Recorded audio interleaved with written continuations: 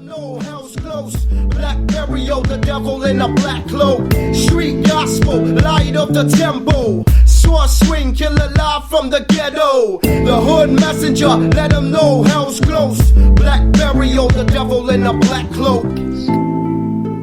Yo, what is up? Welcome to the Street Gospel Podcast. I'm your host, Dave One, and this is episode number 17. Is that right, Cam? 17. This is episode number 17. So if you caught our last episode, it was with Max 242, famous, world-renowned artist, graphic artist, designer. Be sure to check that one out. It was very inspiring. He is a true overcomer. I mean, when you talk about how he grew up, what he came from, it's almost a miracle that he became that big. So make sure you check that out. But today, we got a guest, man. A new guest. And I was really happy to get this guy. I knew him pretty much my whole life. And I knew his story. But just recently, I ran into him. He started telling me about his story again. And I was like, yo, you got to be on the podcast. So, you know how we do it in the Street Gospel Podcast. We got to play a little bit of intro music here to get it started. So this guy right here is a believer. He's a husband, a father, a grandfather. He is a pastor at a local church. He's an evangelist. He is a felon, a salesman. I used to do the same work that he does right now, so we were in the same biz for a long time. But I thought it'd be great to have this guy on the podcast today. So I would like to welcome to the Street Gospel Podcast at this time, my man, Rich Rodriguez. What's going on? Oh, man, just right here, bro. Yeah, I'm glad to be here. How's everything, man? Awesome. Everything's great. Good? Everything's great. Yeah. Nice, bro. So I was, we were talking the other day, and like I said in the little intro right there, I thought it'd be cool to get you on the podcast, man. Yeah, it's an honor. I'm excited. Actually, I was thinking about it all day. Yeah. I mean, I was like, when you were telling me your story, right? Again, you were just sharing me a couple little things there. I was kind of like thinking in my head, and then all of a sudden, like I knew your story, and I was like, boom. And the thing with the podcast, you know, you typically get people you know. I got lucky in a few places here and there. I got a few people that I didn't really know that well, and I had them, and I was able to get them on the podcast, and that was cool. But I think, and I had some friends, but you start running out of guests, right? And you're like, oh man, you know, who am I going to get, you know, or who could come? And I have some pending out there. I have some emails sent, a couple phone calls, have some friends reaching out to people that I don't know that well, trying to get them in here. But I've been blessed because I know a lot of good people with some amazing stories, man. And so I thought it'd be great to have you, man. Oh, yeah. Well, you know, I'm excited. And, I have said, actually, I shared this story in different parts of the states. In Washington, I shared this story. People were blown away. In Baltimore, I shared the story. In Philly, it's crazy how this story has gone. I had this one lady record me, and she sent it to all South America. Oh, wow. And she says she was just giving out these CDs like crazy. People were really excited, not excited, but I mean just like blown back on the story. I didn't even know. She recorded it, but I didn't know. And then she says, man, I've been sending out all these CDs. I go, wow. So I don't know. That's crazy, man. Yeah. I mean, you don't think about stuff like that, but I guess I've had other people who want to invest in even for me to write a book. Nice. I have another a director that actually wants to make a movie out of it, and I don't know. It's just It's kind of let's get into the story, and then we'll talk a little bit about some other things going on. Now, right now, you're a pastor, evangelist, out of Praise Chapel, Whittier, right? Yeah. And you were always, as far as I can remember, I remember visiting your church. You had a church a long time ago, and I remember going to visit. But before you changed your life, God changed your life, what was life like for you? I know you grew up with, I know your brothers, your sister, and I know you guys grew up in a pretty rough neighborhood. What was life like for you guys? Yeah. Well, originally where I was born, it was East Los Angeles, and we were growing up there. We come from a family of 7. My mom and dad, they're in East Los Angeles, and then I mean 7. I mean, when I think of 7, I mean you can't do that no more. Right? No. I mean, you can't have a family of 7 and survive. Well, I mean, it's even more crazier. My mom comes from a family of 25. I know. That's like my family, Melissa's family. There's like my wife. There's like on her mom's side. There's like 11 kids. Yeah, and they had like a 2-bedroom house. Right. And it's tiny. That's how we were. Crazy. Yeah.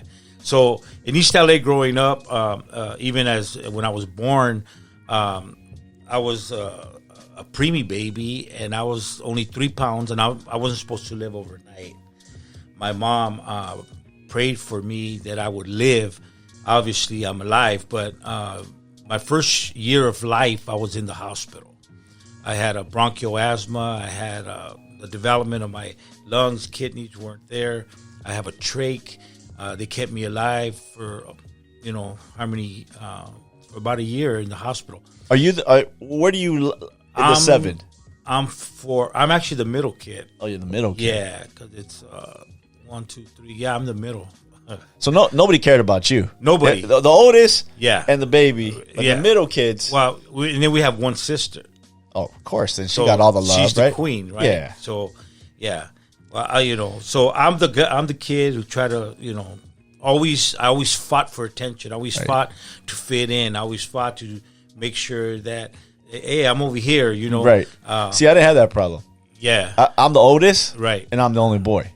Yeah. So 3 sisters had to share a room. Right. Me, I had my own room. Yeah. See, it was a little different with me. So I always fought for that. Growing up, after, whatever, my dad was very, very rough with us boys. He didn't know how to discipline, so he'll just close his fists and bomb on us, sock us in the head or whatever. And so we grew up that way with a lot of violence in the home. My dad used to do a lot of domestic violence with my mom and my dad.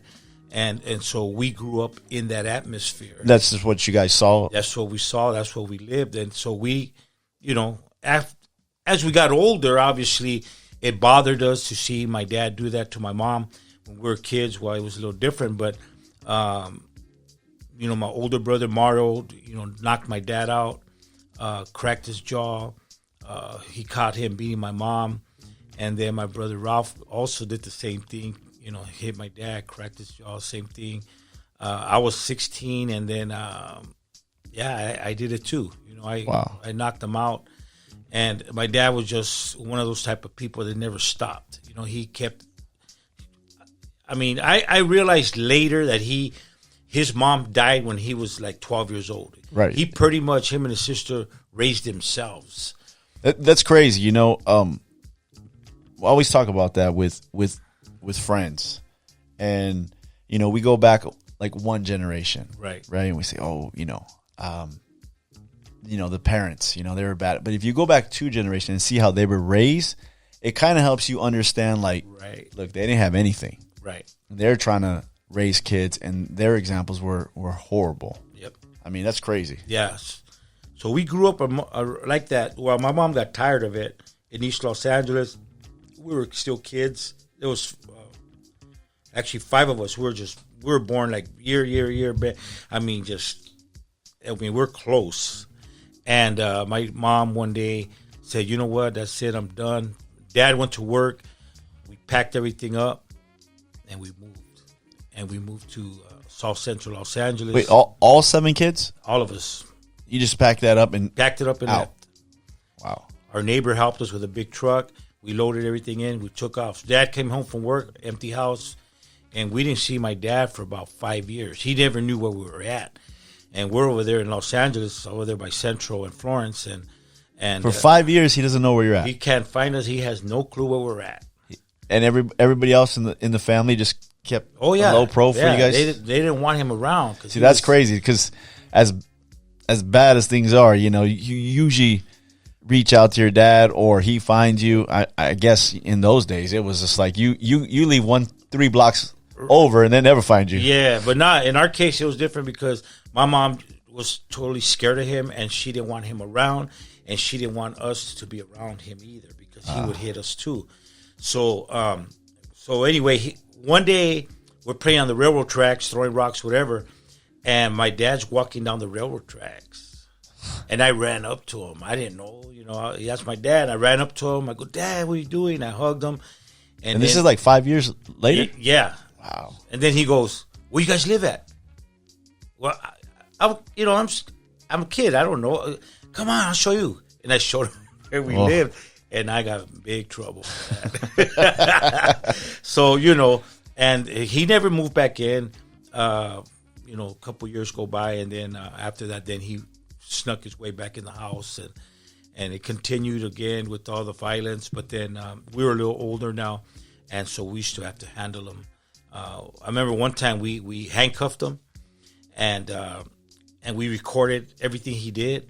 And the next morning, we showed him the video. We showed him like handcuffed, and he just broke at the table, man. It's weird how people don't really know how they act, and so till they see themselves like on video or hear themselves like on audio, and then they realize like that's me. Yeah, especially if they're like inebriated or drunk or high or whatever. Well, he was a drinker. He smoked pot, and he would take reds back then, and so he'll take a lot of drugs. And so my dad wasn't my dad at that moment, but he was very, very violent.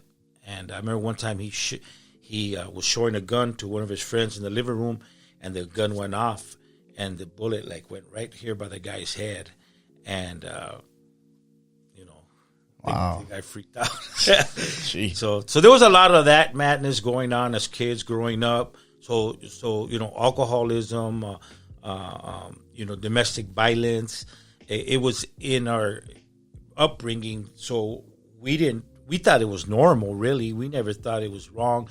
So we started growing up. We started selling drugs, slinging. My dad was proud of us for doing that. Really? Yeah, he was like my boys. Wow. And so we're doing our thing, and my dad was, in the garage hitting a bong and doing whatever he did, and so we were okay with that, and he was okay with that. And then my mom got saved in 1972, first time she accepted Jesus, and she started serving God, and then she started preaching to all of us, and we didn't want to do with that stuff. We're like, what's wrong with you? How deep were all you guys into like all your madness when she we were deep. Changed her life? Yeah, even my little brother Gilbert, he was only 6 years old, and we would give him beer, we would give him weed. I remember when he was like 7, we made him smoke the first dust joint. Oh, I mean, we were wicked, man. We were bad, and that was my little brother. And one time he got so tore up, man, that we stuck him to one of the windows, and we told my mom that he had the flu, but no, he was high as a kite, man. But my mom was kind of naive to the drug scene, and so whenever we would get high or whatever, she thought we were drunk, And I remember one time she goes, "Why did it take you a half an hour to open the door?" I was all shermed up, smoking that PCP. Was that the drug of your choice? PCP? I did everything, but PCP, I did that for 3 years. It's crazy because that was, I guess, like the meth of its day. Yeah. You know what I mean? Like that I hear like a lot of OGs say PCP. Yeah. That was the thing. Well, we were selling it. So then we became our best customer. We got hooked on it.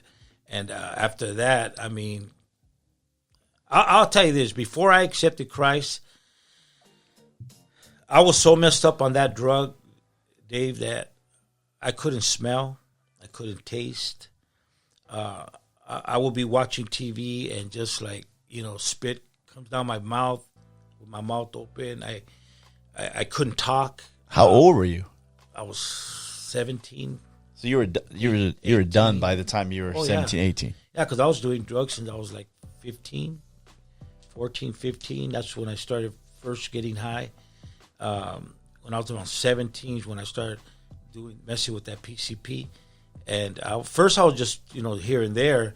But then after a while, man, it got really bad. What was it? What was the appeal of PCP? You hear people that talk about meth, and it's just like they try to explain it to you. But what is that? Well, there's different types of PCP. So the juice itself is the same, but they have a sherm stick, which is a cigarette, but it's called a sherm stick, which is a sherm cigarette. That has a high of PCP that's like crazy. Then you got a super cool, which is a cool cigarette. That gives you a different high, but it's just a different cigarette. And then they have the angel dust, which is mint leaves crushed up. Then you just put the juice in it, and that's a different high. Wow. But it's all the same. Yeah. But whatever you're dipping it in or mixing it with, because they had lovely too with the joint, with the marijuana, and you dip that. That was lovely. So that was different. So everything we would try. So you just get PCP and put it with anything. It's different, but it gets you like spacey, man. Like there's times when you're up and you're in the high, you feel like you're up somewhere high, and you're just like walking on clouds. Like I don't know. I remember one time I took what they call cannabinol, which is the powder form, and in my body, I literally felt like a conveyor belt, like little wheels coming like through my body, like woo, woo, woo. And I'm laying there and I'm tripping, but I can literally see these little things like flowing inside. I know it was the high, but man, bro, I can't. It's just. How long does that high last? Well, see, the problem with us is we would start in the morning and we'll go for 2-3 days. Just keep going. But you have to like smoke it, enjoy your high for. Well, the only time you're enjoying a high is when you're smoking weed. And then from the weed, then we start drinking. Then from drinking, it's like we get to this point where, man, let's go get a bottle. So we'll get a bottle, we'll dip it. And then we got crazy after we started taking acid.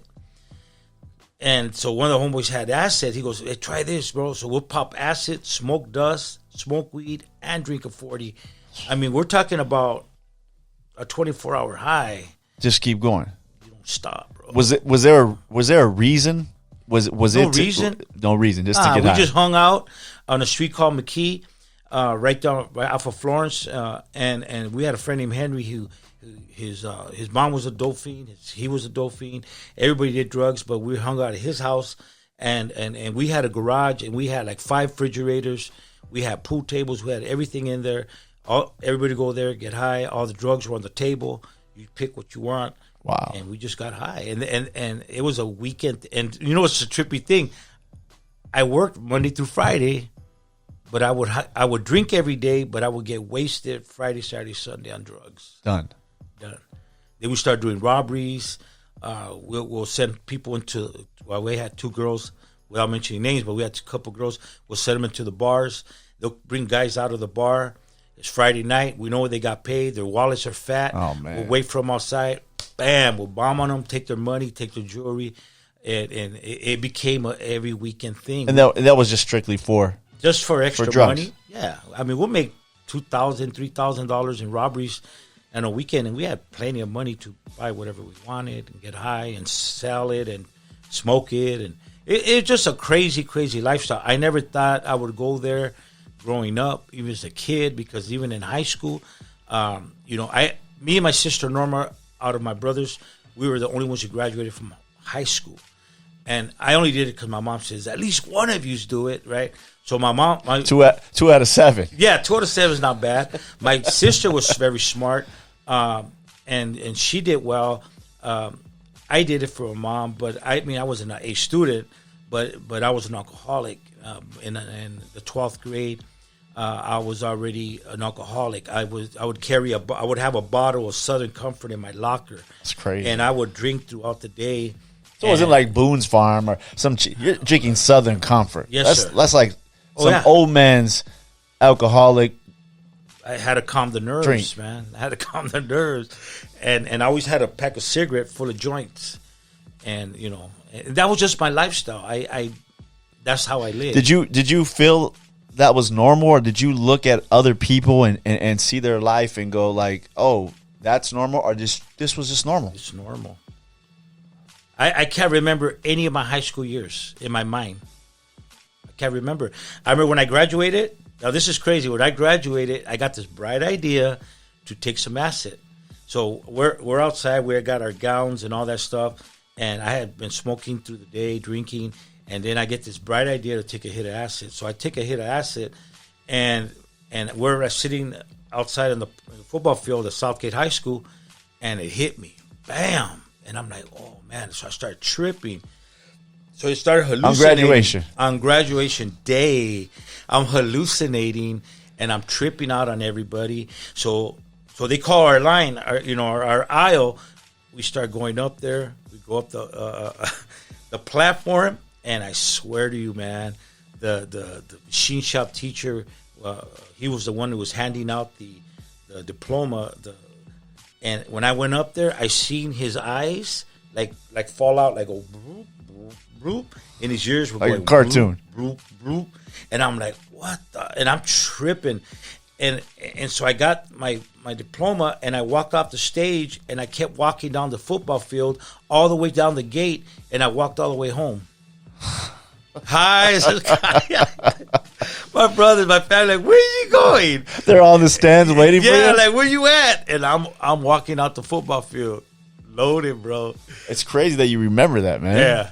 Yeah. It's crazy. So, it just a lot of incidents like that. My mom would preach to us, tell us about God. We had nothing to do with that. We would come home wasted, loaded. She'll be on her knees in the living room, bro, praying, seeking God. And she'll look at us when we walk in at 2, 3 in the morning. And she goes, I'm praying for you. Jesus loves you. We're like, man, Mom, stop, man. They're brainwashing you. What are you doing? Ain't nobody listening to you. And she goes, you don't know my Jesus. You don't know my God. And we're like, nah, whatever, right? So that went on. And then one day I OD'd. I overdosed. I took too much. What they call Canevanol, which is the PCP form, but the powder. And so you snort that, or I snorted it, yeah. And it was what they call yellow cheese because it was yellow and it was potent. And the guy that was selling it in East LA, he goes, "Look, just take one line, bro, because it's real strong." But I was a dope head. At this time, I was about 19. Man. And I said, "Nah, don't worry about it. I got it." So then I took a hit. I didn't feel nothing. I took a second hit. I didn't feel nothing. Not even a numbness, nothing. And I took the third hit, and I remembered nothing. I was gone. I OD'd. And my mom, instead of calling the ambulance to pick me up, or my mom just threw me on the couch and just prayed for me all night long. Wow. And I didn't know. I was out, and I woke up. I snapped out of it, and I woke up, and my mom told me, man, she goes, I don't know what you took or what happened, but you looked bad. You weren't even breathing. You were like purple. She didn't even call nobody. She just prayed? She just prayed. Wow. She just laid hands on me, bro. I mean, you talk about faith, man. Yeah, she put oil and started laying hands and praying for me. And so when I snapped out of it, she started telling me about the love of Christ, and I still wasn't getting it.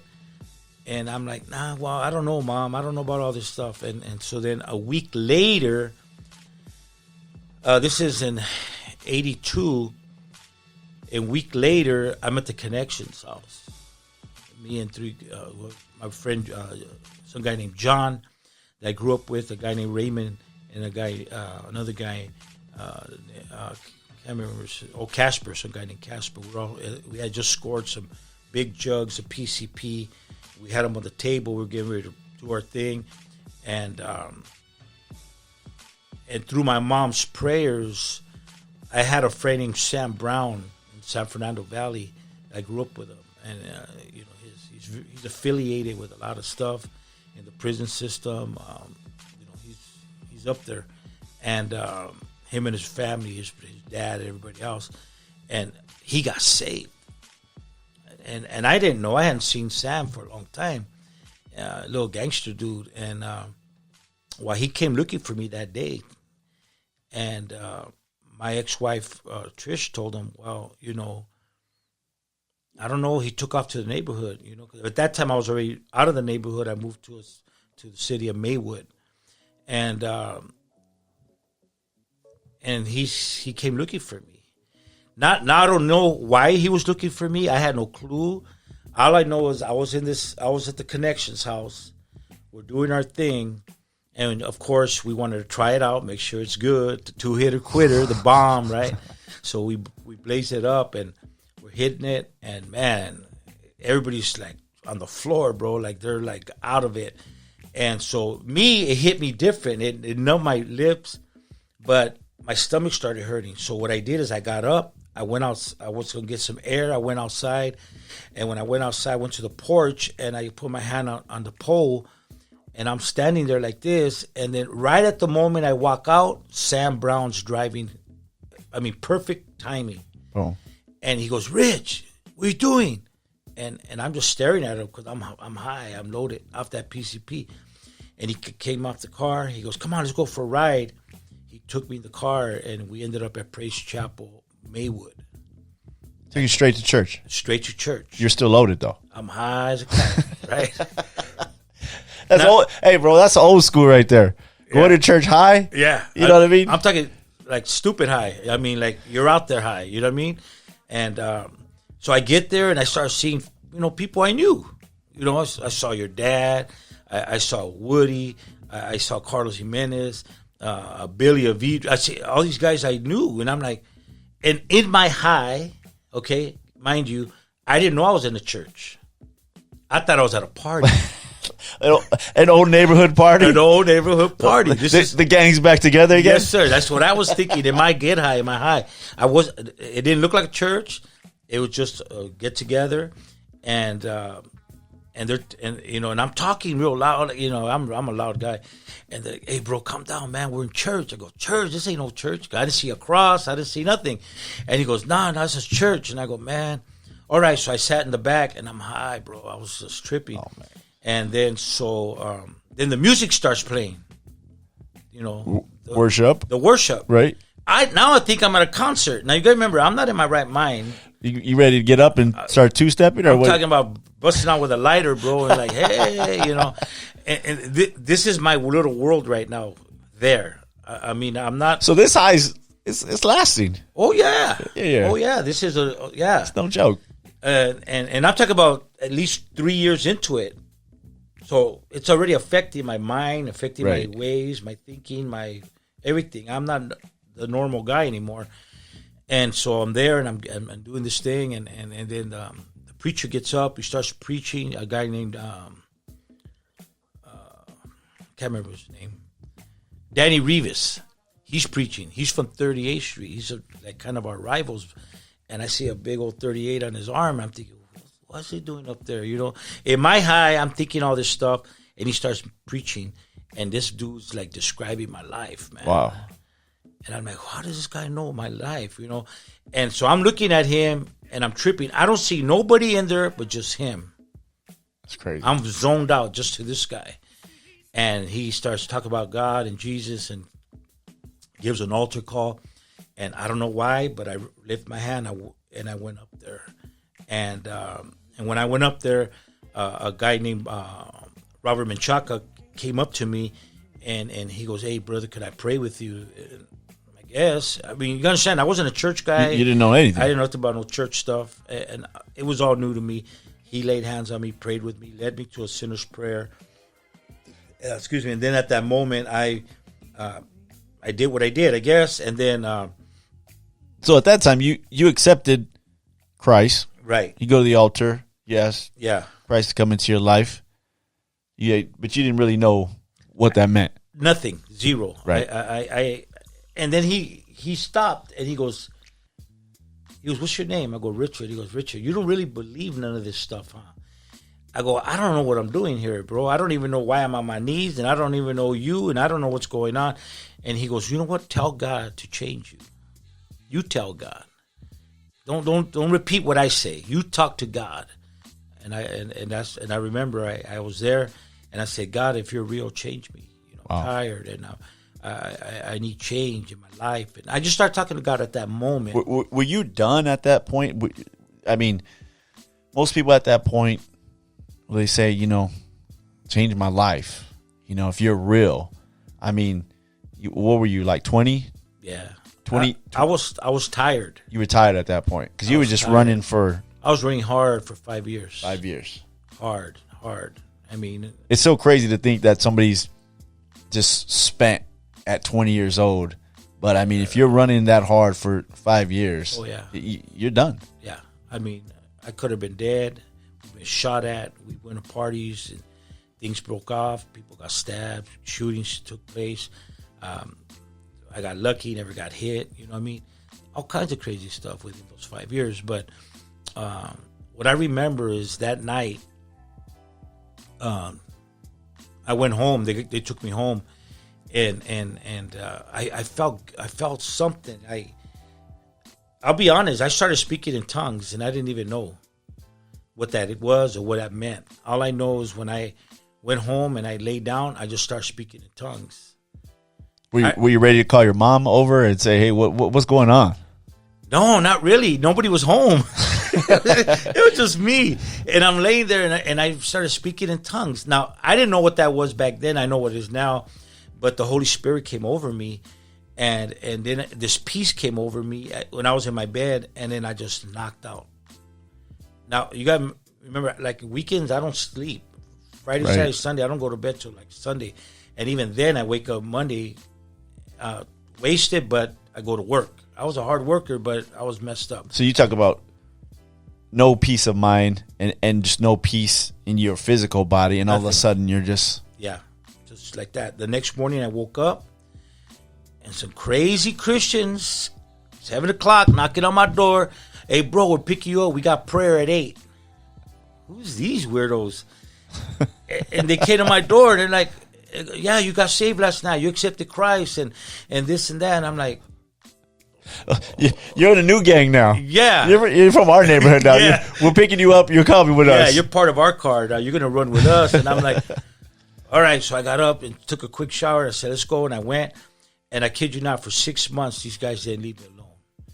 And they had me at prayer meetings. They had me at men's discipleships. They had me at Bible studies and did you ever fall off a little bit or go back to neighbor during that time? No. I always trip out because sometimes I have, you talk to people and they're like, yeah, I went and then I went back and I came back. You were just I was solid. Wow. Now you got to remember this. I was an everyday drug addict. 6 o'clock in the morning, I had to be at the liquor store get my 40-ouncer. Wow. I had to. It was a must. I would drink at work. My boss was crazy. Where I used to work, some place where I used to work, he would let us have a nice chest full of beer. And we're cutting wood and making pallets and doing all kinds of wood stuff, and we're drinking throughout the day. So it was, it was easy. It was normal. And so when I woke up that morning, I had no desire for drugs. I had no desire for alcohol. I had no desire. All I felt was a peace. Just like that. Me. Boom. Just overnight change, true deliverance, and true freedom. Experience with Christ at that moment. Though I knew nothing about what happened. All I know is I had no desire, and that was what's blowing me away, because I had a habit, I had a routine, and all of that broke away. Wow! Immediately. That's crazy. Just like that, from one day to the next, and then these brothers, pushing me, and before you know it, man, I'm in the church. I'm serving God. I'm excited. That's a trip, because I was talking to a guy one time, and he's a hustler now, got his own business, all this stuff. And he said he took the mentality from the street of having to get drugs, finding any way to get money, doing what you have to do. Right. And he said he applied that same attitude to his business and what he does now. He's clean, everything's good, but he hustles in the same way. Right. It's kind of like, you give your life to God, you start going to church, you have that same neighborhood, I guess, mentality of I'm going to hustle, I'm going to do this, I'm down for this. That's it. This is all I know. That's all I know. That's crazy. That's what I do now. Right. In the business that I'm in. I mean, right now, actually, I found out today I was #1 sales of the month. Nice. You know what I mean? So I'm a hustler. I do what I do, obviously to make money at my job and things So, like that. so you're saying growing up in the neighborhood, being on drugs is helpful? Yeah, well, I consider myself to be a pharmacist, you know? Yeah, right. I know when people are high. Yeah, you know I know when they're lying. Right. Can't get over on you. No, you can't get over on me. I played that game. Yeah. I know what you're doing. That's what I tell them. I've been there, done that. I was born that night, not last night. Right. You know what I mean? But were you the first one to have your life change out of the 7? Yeah. It Wow. was me. My mom first. My mom prayed for her kids for 10 years. I got saved first. Which is a trip. So, like you said, the middle child didn't get no love. Right. Middle child gets saved, Right. gives his life to God, Yeah. and that's kind of the catalyst for the rest of them. for your whole family. Yeah. Because I was the first one to get saved, first one to get married, first one to have kids, right? And they So followed God used suit you to change the course of your family. of our family. Wow. Exactly. The middle child. The middle child. Yeah. You know what I mean? Hey, the black sheep. I mean that's what you can hang your hat on every time you have your family reunions, right? Yeah. Hey, it's because I know God saved me, changed my life, but it's because of me while y'all are saved. Right. Yeah, because my brother Ralph got saved, my brother Mondo got saved, Gilbert got saved, Norma got saved. You know, they right, like suit. They've been serving God for 30 years now, because of my mom, obviously, and obviously my exampleship. Because when I got saved, everybody used to party at our house. So when I got saved, I started messing that up, and you know, because we sold weed, whatever, you know, in our porch light. If we had weed going on, we put on a green light. And we had no weed going on. We put a white light, so when they drive by, they knew, okay, he ain't got nothing. So you know, so we had a little system going. But my brothers would blow weed on my face, throw beer on me. Oh, so it took a minute for them to. It took for them, yeah. But the hardest one was my brother Ralph. But trip out on how he got saved through a drama at the church, and my brother Ralph got saved, and he went home. So we went fellowship, whatever. We got home, and someone's in the porch smoking a cigarette. And I'm thinking, who's that? And I go up to him, and it's my brother Ralph. I'm like, what are you doing? You just got saved. He goes, this is my last party. That's it. And that was his last party. He had a case of beer, a bag of weed. He partied all night, and he's been serving God now for about 35 years. That's crazy. Now, I'm not saying to do that, but I'm saying that's how he did it. I mean, he decided that was it for him. Yeah, that was done. Yeah. And so, thank God, all my brothers got married to Christian women. My sister got married to a Christian man. They own properties. They got great jobs. It's amazing. I mean, your mother's prayers. Yeah. A praying mother. Yeah. I mean, I see.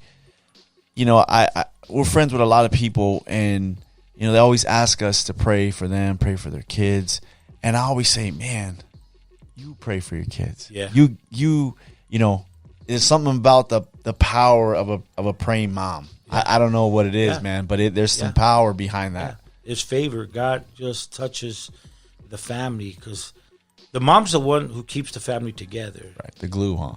Because you lose moms, it just seems that everybody kind of goes their way.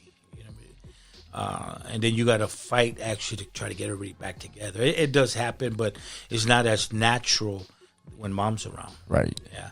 So what is mom saying once you guys all? Oh, you know? she's stirred. She's excited, man. She shares her testimony at her church. She used to go to a church right there in Maywood, and she would share her testimony of her kids. Amazing. And you know all that. And you know, the day my mom passed away, we were all around her bed, and it almost seemed that she waited for the last one, Mondo, to get saved, for her to release her life and go with her father. And so she's in her deathbed, and we're around the bed, and we're singing the Hallelujah chorus around my mom, and you know, we're there singing, man, and we're worshiping God, and my mom. This is true, man. When my mom gave her last breath, she died with a smile on her face. She just knew that her mission was complete. She was done. Wow. And her boys and the daughter were all serving God. We're all lifting our hands, worshiping, and it was powerful, you know. And I never forgot that.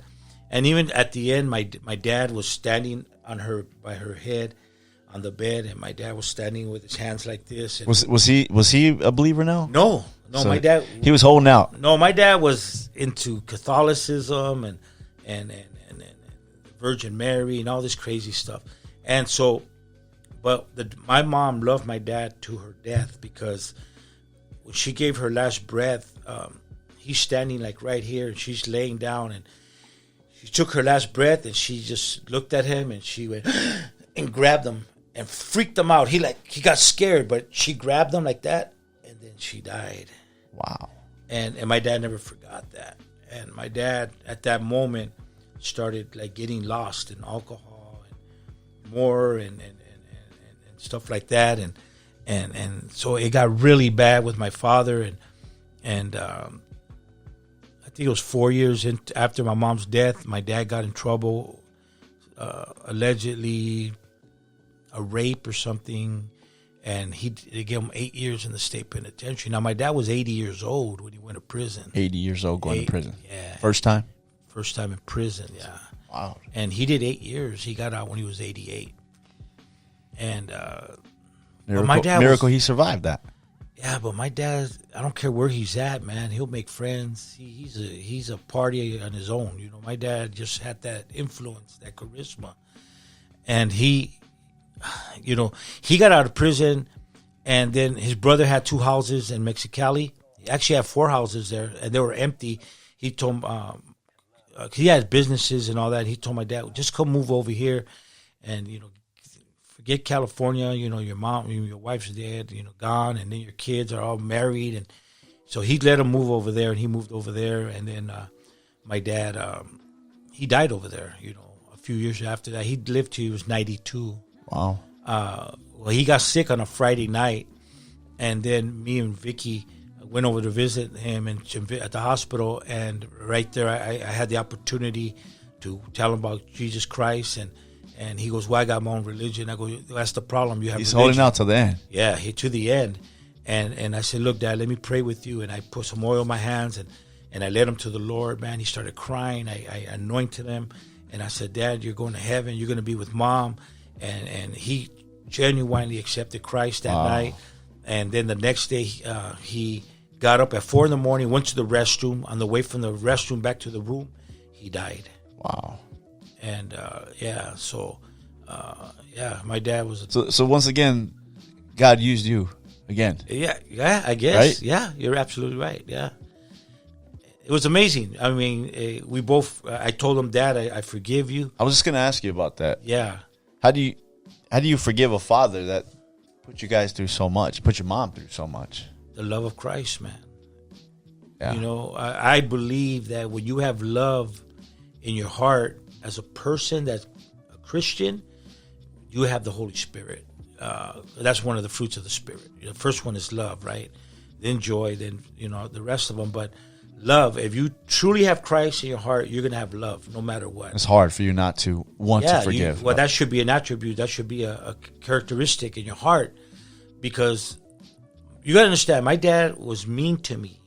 He would whip me with extension cords. He would, I would ask him for money as a kid for an ice cream, and he would give a quarter to my friend before he gave it to me. Wow. My dad was, for some reason, he said I wasn't his son. In some party night that they had, some man, one of his friends, my dad found him asleep on their bed. But the guy was drunk, and he just went in the room and knocked out. While in my dad's head, right after that, my mom got pregnant. In his head, that man slept with my mom. Wow. Got my mom pregnant. I came out, and so I wasn't his son. In his head, I was that guy's son. So in my dad's head, as I was growing up, that's how he would treat me. Wow. I wasn't his son. You're not my son. Get out of here. He'll kick me. I'll cry and crazy stuff. And so I grew up like that with him, besides all the other stuff he did. And that's how I learned to hustle. I would hustle collecting little bottles and things like that, because he'll never give me nothing. So I hustle as a young kid. And that's how I got caught up in that mentality. But that night I said, Dad, I know you probably don't remember, because he always denied it. But I said, I just want you to know I love you and I forgive you. And please forgive me if I've ever disrespected you. And I kissed him in his forehead and I hugged him. And I knew that was a time right there where God was doing something special between me and my father. Although he was so hard in his heart, he didn't know how to love. He didn't know how to embrace. He didn't know how to hug us. My dad wasn't like that. And so through the love of Christ in my heart, now that I'm saved, I'm transformed, I think that's what made it easy for me to, ask for forgiveness. And forgive him and stuff like that. That's a great testimony, man. I mean, of forgiveness. That's hard. Yes, it's hard.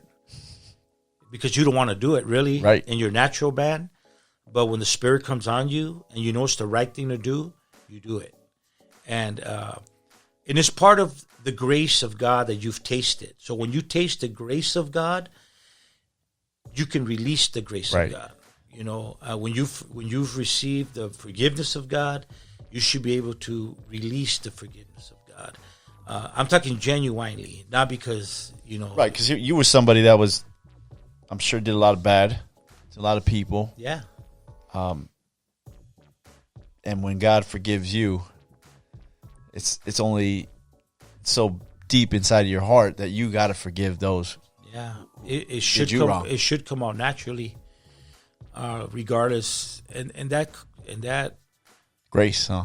Grace, bro. I mean, grace is the amazing thing, because much grace is given, much grace is required, and because God's given me a lot of grace, I've learned to release grace.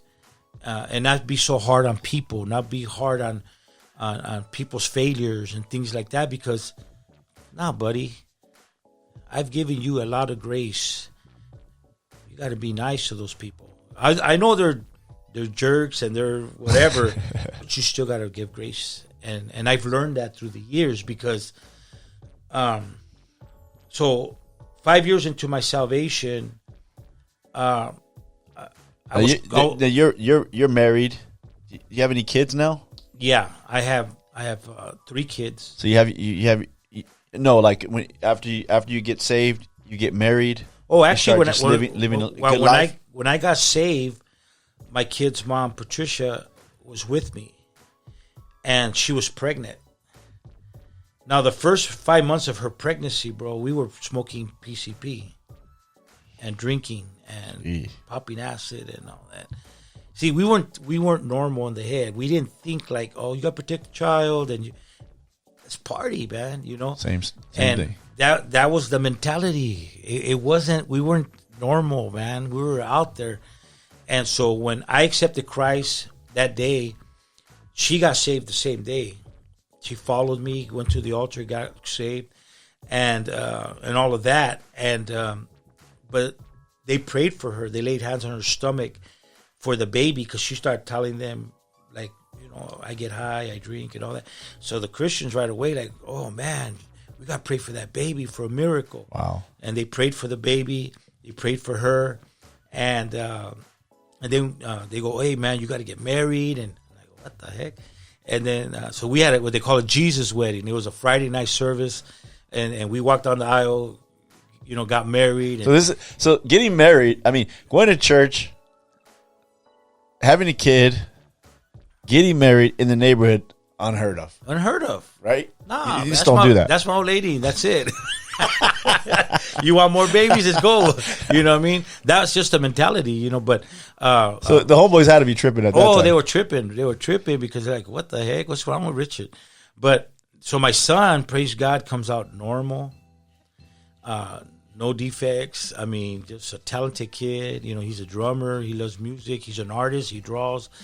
He came out like a miracle of my son. You know, we dedicate him to Christ and all of that good stuff. And then 5 years later into our Christianity, I feel a call of God. My pastor, Mike Neville, says, you know what, you have a city in mind? I go, yeah, I do, San Fernando Valley. And he raises us up and disciples and teaches us, and he sends us to the city of Pacoima to start a church. I'm like 25 years old, 26 years old. So you were still young. I was a youngster, man. Yeah. And by this time, bro, I'm stirred up. I'm excited. I'm a good disciple. I'm faithful. I'm a tithe giver, and I'm just going for it, 100%. Because all you know is 100% in all the way. All the way. 100%. That's it. Yeah. If I'm doing this, we're going to do it. Yeah, we're going to do it. I'm not going to be playing around. I'm not going to have 1 foot in, 1 foot out. I ain't playing church. As it is, I didn't know nothing about church. And so now it's like, we're going to go out there. So me and my kid's mom went out. We started pioneering. So what does that mean when you go out? Are you pioneer?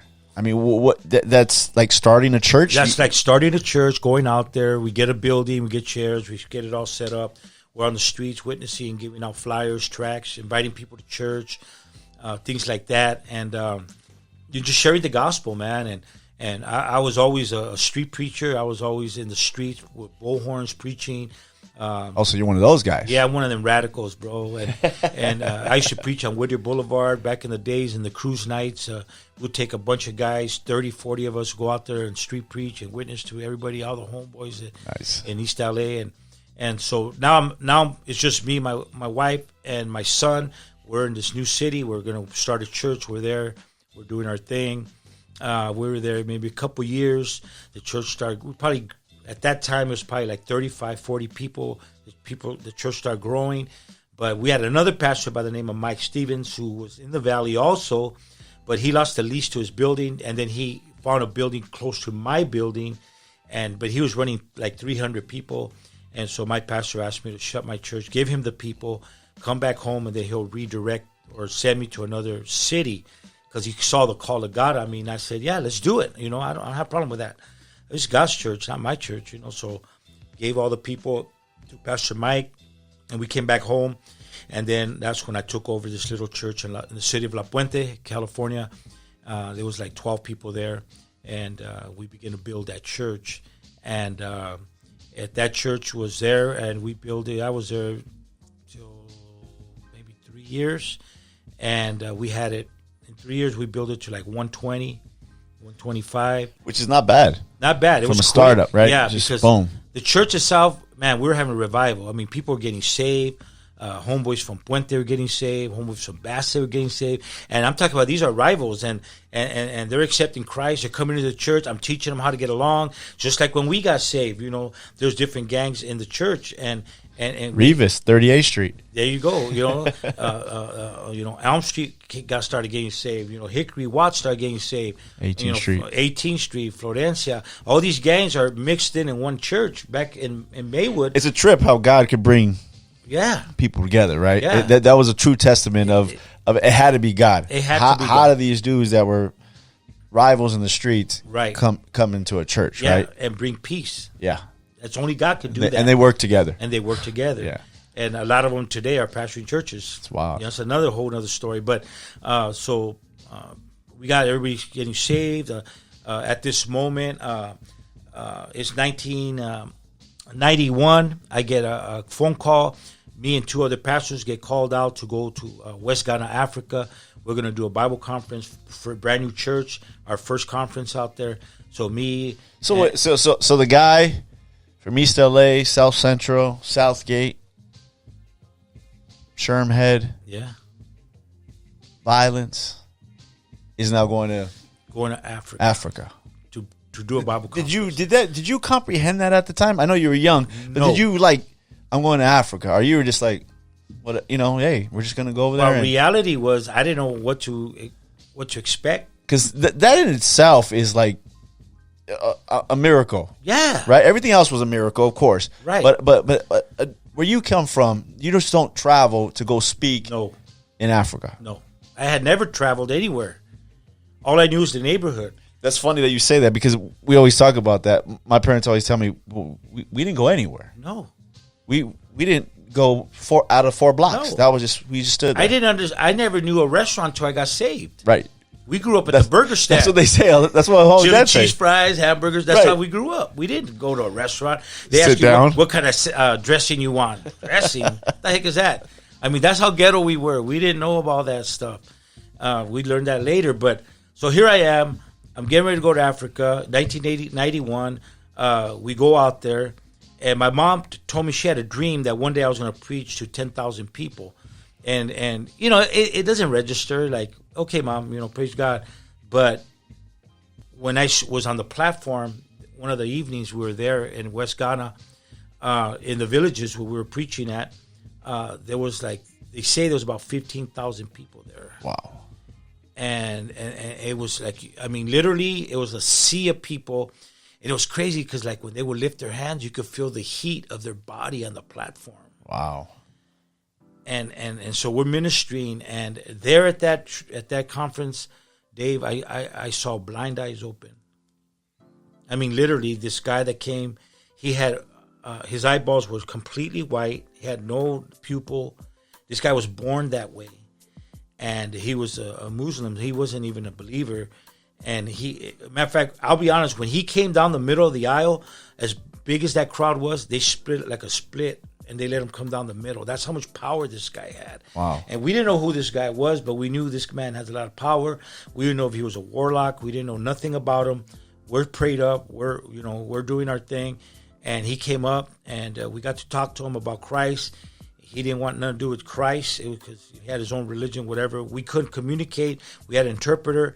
He's interpreting. And we told him, do you believe you could get healed? And so we convinced him into that. He accepted Christ. He let us lead him to the Lord. And when he did that, as soon as we laid hands on him. Now, you remember, and I'm tripping because I come from here. Now I'm here. And God's about to do a miracle right before my eyes. Right. And I've never experienced this. And so we laid hands on him. And all I remember is his eyeball, like a little black dot, like just appeared. And then it just went shoo. And then his eyeballs came back, and he's like screaming and yelling and running. And we're like, what happened? What happened? And so they brought him back, and he had eyes, dude. Like, whoa. And we're tying him, like, how many fingers we got on? He's tying us, and he dropped to his knees, and he's just like worshiping us, like we're somebody. We're like, no, Jesus, bro. Tell him, Jesus. It's not us. We're nobody. And he just kept crying and got his eyesight back. I guess it was 2020 because that brother could see, you know, and it was a miracle. The next day, they started bringing other people in wheelchairs and handicaps, and we're laying. I mean, it was just miraculous. That was such a miraculous trip. My first time, you know what I mean? Right. And it was amazing what happened during that time. Now, in the following, that happened in November of 91, March of 92. My kid's mom gets a phone call. Random phone call from a girl named Audrey telling her, hey, I'm your sister. I'm looking for Patricia. So you're still pastoring. You're still going. Yep. 100%. The church is growing. We tore down some walls, added 80 plus chairs. There's a revival movement. The church is growing. People are excited. There's a. You just came from Africa, seen all these miracles. Yeah. And your wife gets a call. She gets a call from this girl, Audrey, and she goes, I'm your sister. I know you don't know me. And Trisha, she goes, I only have one sister. Her name is Terry. She goes, no, I'm your sister, Audrey. She goes, your dad is named Joe Jaramillo. And she goes, no, my dad is Ronnie Kuniyuki, because Patricia's last name was Kuniyuki. Ronnie raised her. Not Joe, but Joe comes out of nowhere. This is right after my trip. Just comes out of nowhere, and so she calls me. She goes, "Hey, Rich, I got a phone call, and there's this girl saying that she's my sister, and her dad is my dad." And we're like, "What? No way!" I go, "Your dad's Ronnie." She goes, "I know. That's what I'm trying to tell them." So then we met up with her mom, Lydia, and go, "Hey, what's going on?" So This is a big surprise. Yeah. What did her mom say? I mean, she just guy pops out of nowhere and she starts telling us the story. Oh, so it was true. It was true. This is her father. Okay. What happened is Joe Jaramillo sang in a group called Cannibal the Headhunters. They're known for the Land of a Thousand Dances. It's like la da da da da da da da da da da da. That's what they're known for. Actually, it's a Chicano group from Lincoln Heights. They opened up for the Beatles in 1965. Wow. They were popping at that time. And so I got to meet Joe. We got together. She tells a story. She went to the concert. She saw them. They gave her backstage passes. Her and Joe kind of like, gave those Google eyes, whatever. And that night they were together and she got pregnant. And so Joe was 16 and she was 22. Oh, wow. And so Lydia's brother, George, threatened Joe that he was going to do something to him because he got his sister pregnant. So Joe, being a youngster, he got scared and he took off and he disappeared. Wow. He never made the connection. Never. Years later, he lives in La Puente. I'm pastoring in La Puente. He gets this idea about this kid, and he goes back to the neighborhood, and the grandma, my ex-wife's grandma, Vita, she still lives in the same house in Lincoln Heights, and she's the one who told him, Lydia had a daughter named Patricia. Her and her husband Richard, they pastor in the city of La Puente, and this, and that's how they connected with us. Wow. So at the moment, it seemed like it's kind of crazy. Yeah, not only that, but it was like, is this really your father? Right. And so we couldn't figure it out. So we finally went to his house, me and her, and the kid. I had 2 kids at the time, Richard and April. We went over there, and it was kind of weird, but we introduced each other, and he started bringing up old pictures, and he had proof. So now you're like, okay, this is the guy. Him and Lydia, right. The mom, he had proof, and we're like, okay. And then, so they started getting, we had a big old thing, the whole weekend, barbecue, whatever. And he goes, hey, I want to get to know my daughter. And I go, I have no problem with that, bro. I mean, just know that we're pastors. We are running a church. Sunday we're busy. Wednesdays we're busy. Mondays, Fridays we're busy. There's the routine. This is the routine. We're building a church. If you want to get to know her, that's fine. Whatever. So I'm not thinking anything except a reunion. Except sure, you found your daughter. And then so we talked to the mom, Lydia, and she was tripping out. Like, wow, what a crazy situation. But everything was settled. It was confirmed. It's official. That's her dad. And we're good with it. And we're serving God, building the church, whatever. So it started going on. He'll pick her up, take her to dinner, bring her home, take her to dinner. And it was cool. It went on for about a couple months. And so I told Trish, well, cool, she tell me the stories about her father, the music and all that. Cool. So then it started getting kind of weird. He was picking her up on a Wednesday, church night. And she wouldn't come to church. Now you're like, hold up. Wait a minute. I told you. I told him. I told her. You can't do that. We have responsibilities here.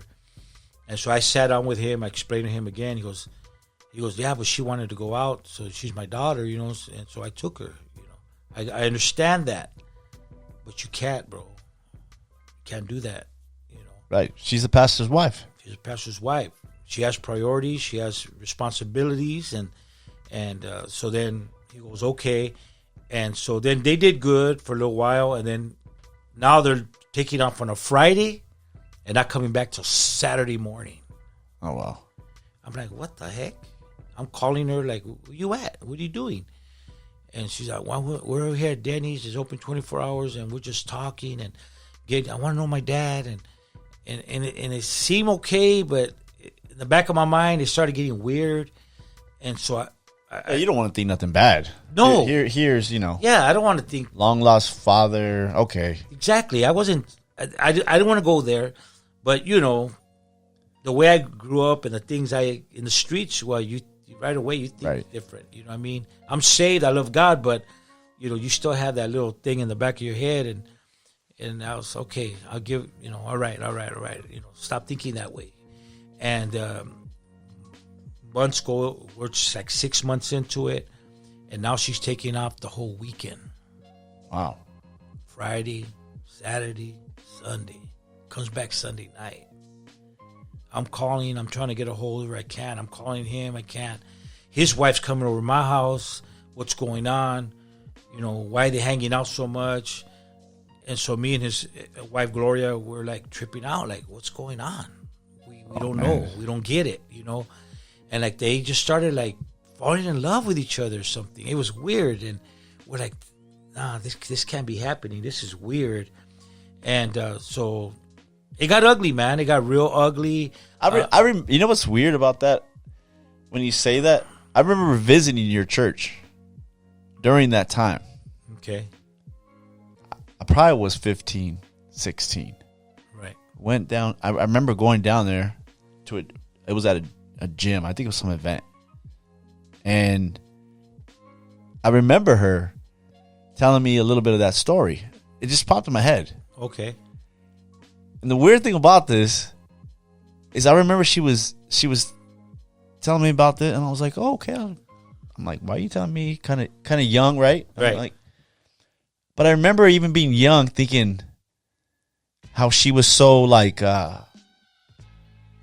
just like overwhelmed with these like feelings for her dad, and kind of telling me. And I remember being young and thinking in my head, like, it's kind of weird the way she was describing it. Right. It was more than just, hey, I found my dad, he long lost dad. Check, what a trip, huh?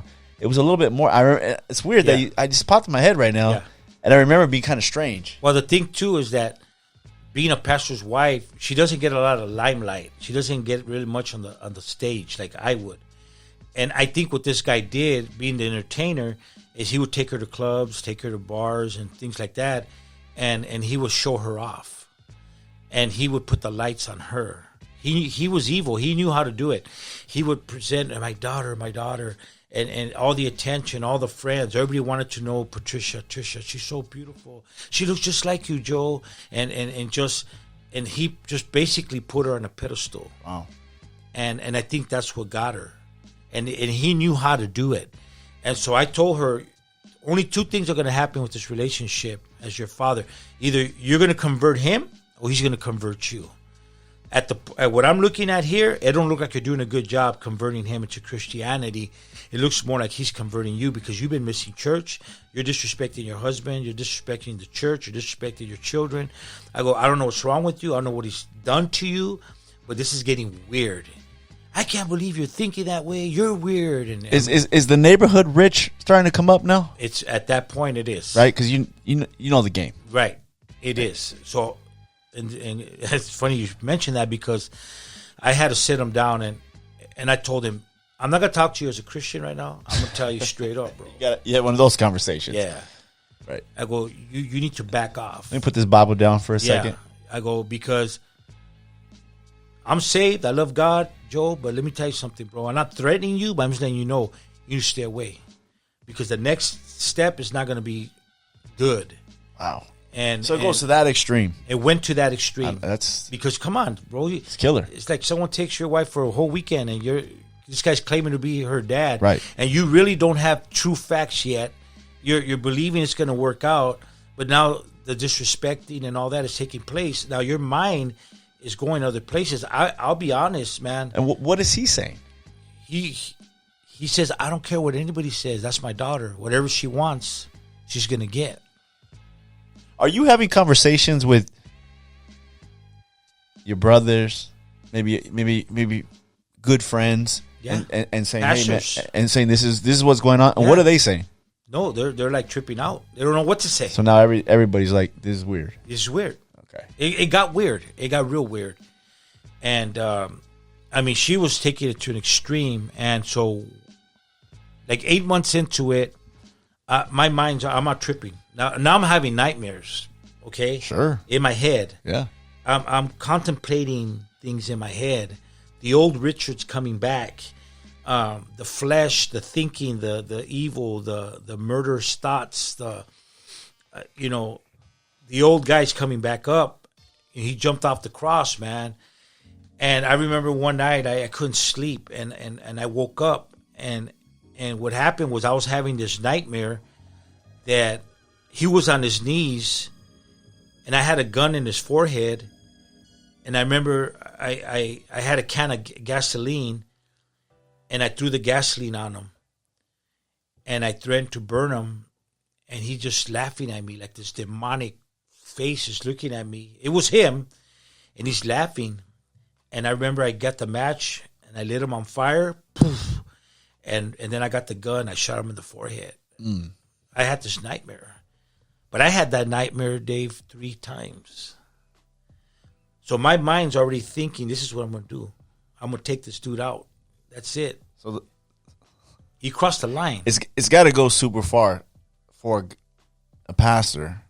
I mean, not just your average believer, and I don't mean any disrespect on that part, but a pastor where he's leading people to start thinking like that. Yeah, it's a lot of torment there. A lot, because I'm trying to be saved. Right. I'm trying to love God. I'm trying to be an example. I'm trying to be a pastor.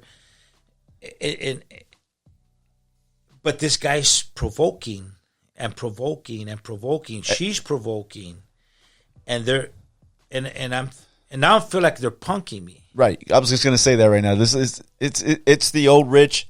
Don't disrespect me, man. Right. That's what's coming up now. Now you cross the line. You're disrespecting me, dude. I've had numbers of conversations with you, and you're disrespecting me at this point, and it got really bad. And I remember one night she was gone Friday and Saturday, and she wasn't home, and I find myself in the kitchen with a knife, and I'm sharpening this knife, and I keep sharpening it, and my mind's tripping like, I'm gonna take this dude out. Wow. I'm by myself. My kids are asleep. It's like 1 a.m, looking for her, looking out the window. She's not home, and this thing came over me to take him out, man.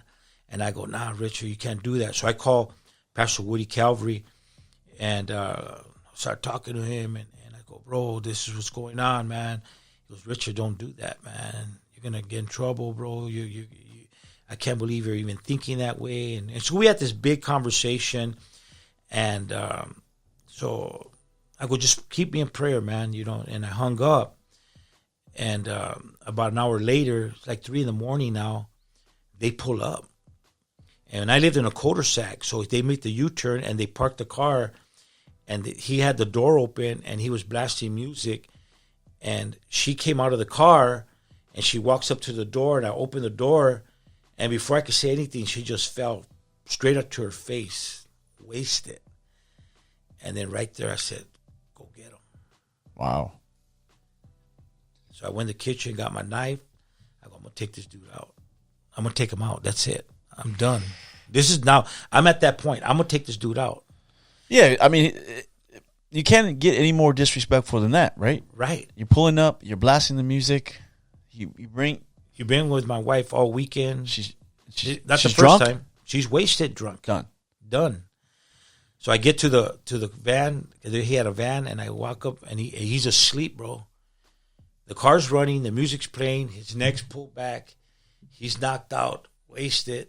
Almost like a perfect opportunity, right? Perfect. Neck's wide open. I mean, and I pull out the knife. I'm gonna slice his throat. It's already in the mind.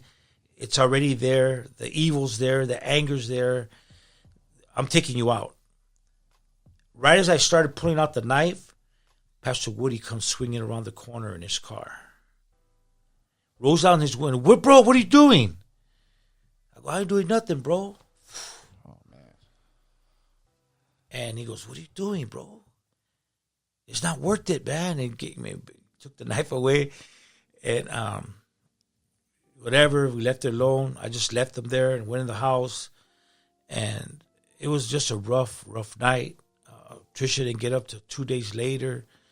I got up Sunday, went to church, and I repented. What are the kids thinking, bro? Most of them Little? They were still little. The youngest one was 3. Okay. So they're asleep, and that was the final thing. That's it. I'm out of here. So me and the kids got up, and we moved out, and we got a house in the city of Bell, closer to the mother church, or the main church, and we got a little house right there on Florence and Sherman Way, and we moved in. Me and the 3 kids. We left her. We were done. You were done. I was it. Pastoral ship's done. Church, Yeah. Church. I gave gone. the church over to Pastor Neville. He gave it to another pastor.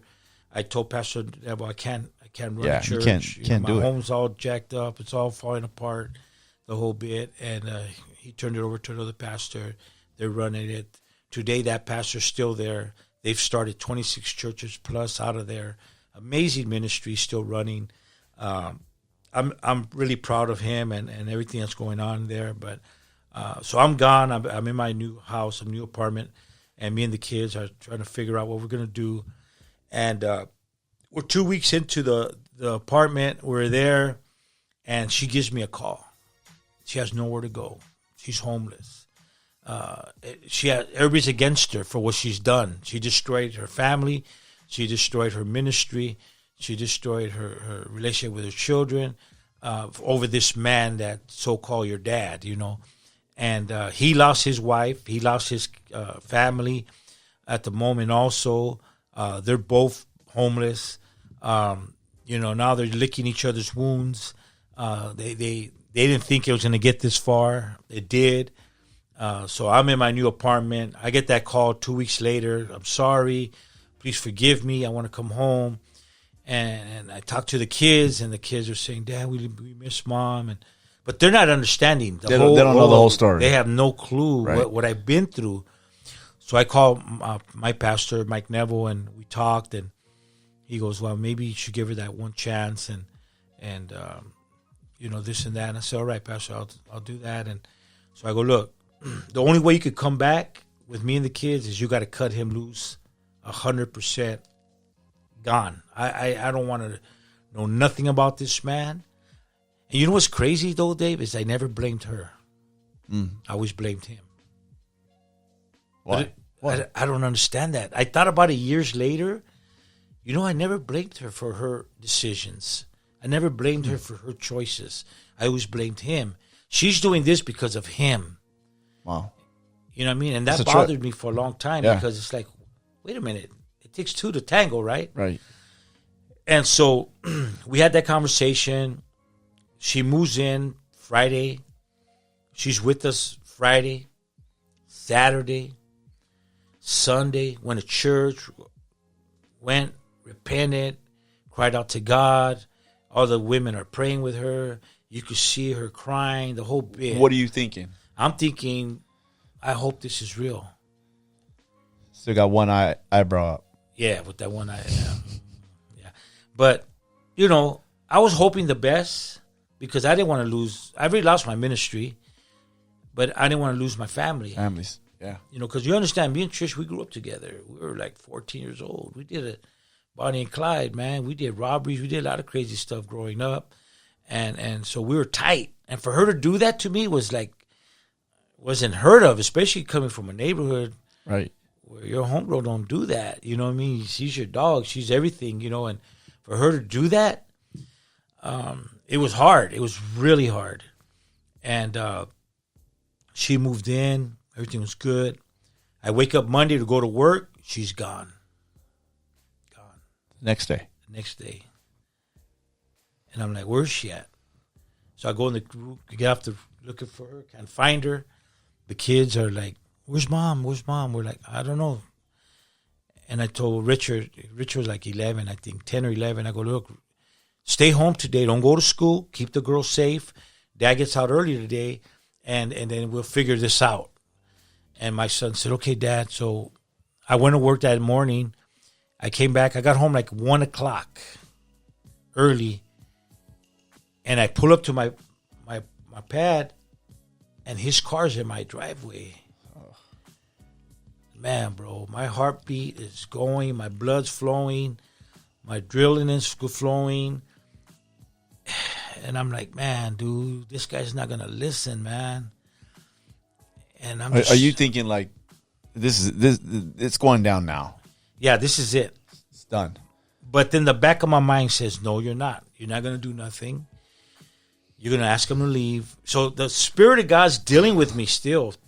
Thank God, right, for the convictions and the Spirit. And I'm saying, oh God, man, I didn't know what to do.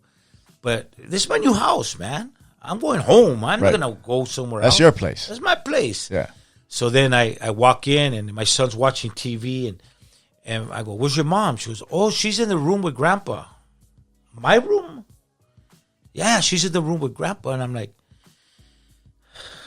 all right. Oh, man, dude. That's like, I was hoping not to see anything stupid or crazy or whatever they're doing, drinking in there, getting high in there, anything, And nah, bro, I walk in the room and they were together. Sexually. Yeah. Oh. It's one thing to find your wife in bed with another man. Find your wife in bed with her blood father. With her biological father. That's crazy. How do you respond to that? I don't know. I mean, if you find your wife in bed with another man, all right, let's get it cracking and see ya. Yeah. I mean, the shock of that must have been insane. I didn't know what to do. I was in shock. Plus, it was your house. It was my house. The kids in the front room. Yeah. They're not thinking anything. anything. It's like beyond the nerve. Right. Right. And so he gets up and he had some stick or something with him. And he swung it and he hit me across the face. And when I felt the pain, I always carried a buck knife on me. Because in the uniform business where I worked, we use that knife to pop off emblems and stuff. But my first reaction, I pulled that knife out. Flam. And I ripped them open and I stuck them. And it happened quick. Like everything that I went through came out that day. And that the violence that you grew up with came back full force. I mean, because normal people get hit, they probably go down or they run, or somebody that has some violence in their life, it's automatic. It almost comes automatic, right? Yeah. You reach back, boom, it's on. Yeah. And then she came running towards me, and I hit her in the face, knocked out, chipped one of her teeth, and my son he was a little boy, so he didn't know. He calls the police. Police come, they're in there with guns and all this, and I still have the knife in my hand because I'm in shock. I didn't run. I'm just standing there, and his eyes are rolled back. He's on the floor. He's full of blood. She's missing teeth. She's full of blood. Cops come. All they see is me with a knife and two victims on the floor. And obviously, they're not going to arrest them. They're going to arrest me. So they grab me. They arrest me. They take me to the car. And the cops saying, what just happened? What did you do? And I'm in shock. I can't even talk. I'm not myself. The shock of seeing that, first of all, then you get bust upside the head. Then your natural reaction, because of the violence that you grew up with, it just came back, and you did what you did, and then police come. Anytime the police deal with a domestic violence, it's. I know some cops, and they tell you it's hairy for them too. It's just the most violent scenes, and things could happen because people are not in their right mind. Right. So these laid out. I'm arrested. The cops like, what happened? What did you do? And I'm trying to explain the story after I came out of it, and they're not believing me. And you're saying, that's my house. Right. We live there. Right. I live with my kids. Right. No, they flipped the whole story around. She said she lives there with the kids, and I came over to hurt them. Whoa. They flipped the whole script. Whoa. I'm busted. I mean, yeah, I did. I took matters under my own hand. I broke the law. I stabbed a man. I did. Yeah, absolutely. But they flipped the script. So I go to the county jail, and I'm sitting there, and I'm like, what just happened? Just a month ago, I was behind a pulpit preaching. I'm laying hands on people. I'm seeing people get saved. I'm having a revival, and I'm in a cell behind bars because I tried to kill somebody. Like, what happened? And at that moment, I'm literally throwing my fist to God and saying, "Is this what I get, man? This is what I deserve? Wow. For all the work I've done, the labor I've done, and my faithfulness to you, and now I'm here. This is what it's all about." And I'm yelling at God in my cell. That's some true feelings, man. Yeah. It's not gonna be, I'm gonna start praying right now. It's like I'm angry. I'm angry. I was at work this morning. Yeah. And now I'm in the county, stabbed a man, punched my my wife. Yeah. Who knows what's happening to my kids? Right. Yeah. I have no clue. Police don't believe me. Police don't believe me. So I'm in the county jail. I'm there. I'm tripping. I don't know what to do. I'm mad at everybody. I'm mad at God. Some guys told me later on that when they saw my face when I walked in, they were scared of me. They said that I looked like a murderer, like I was going to take somebody out. They said there was something about you when you walked in here the first time, bro. Your eyes, like you had this look like you were going to take somebody out. Like we were like scared of you, man. We didn't know who you were. That's why I didn't have a bunkie, a cellmate. They put me by myself because I guess I had that look. I don't know. I mean, at that point, what do you have left? I lost it all. Right? Lost it all. And I'm thinking now, like, okay, God, I don't know what to do here. This ain't cool. This ain't right.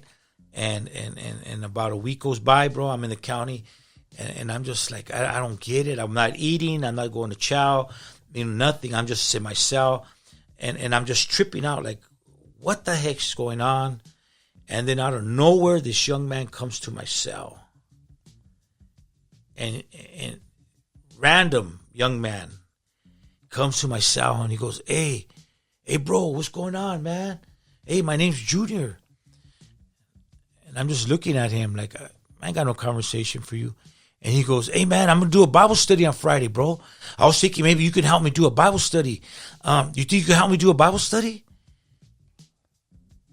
And I'm thinking, what the heck? I ain't told nobody I'm a Christian. I ain't told nobody I'm a pastor. I ain't telling nobody nothing. Who's this kid telling me, can I help him do a Bible study? And I later felt it was God reminding me of who you are. You did all that. You went through that. You're going through this. But the bottom line is you're my son. Wow. I love you. So he sent a little angel to talk to me. And I'm like tripping out, like, what the heck? So I didn't say nothing. I go, you know what, bro? Just get away, man. I don't want to talk to anybody right now. He goes, all right, I'll be back tomorrow, bro. Like, he's all stirred up. Next day he comes back. He goes, hey, bro, you going to help me out, man? Wow. Come on, bro, please, And I'm like, what the heck? I go, all right, I'll help you out. Just stay away from me. So I did some outlines for him. I go, here, man. He goes, I knew you were a Christian, bro. As soon as you walked in, I could feel the Spirit of God on you. And I'm like, what the heck? You know what I just did? But I think that God was speaking to me through him, but he wasn't listening to my complaint or my cry or to my yelling at him. God, in other words, God, it almost seemed to me at that time that God turned his face and says, man, I ain't got time for that. Wow. But yet I respond to the kid. I do what I do. He had a Bible study on Friday. He had 2 salvations. He comes back, shares a testimony, and then that day I get rolled up, and I go to Wayside.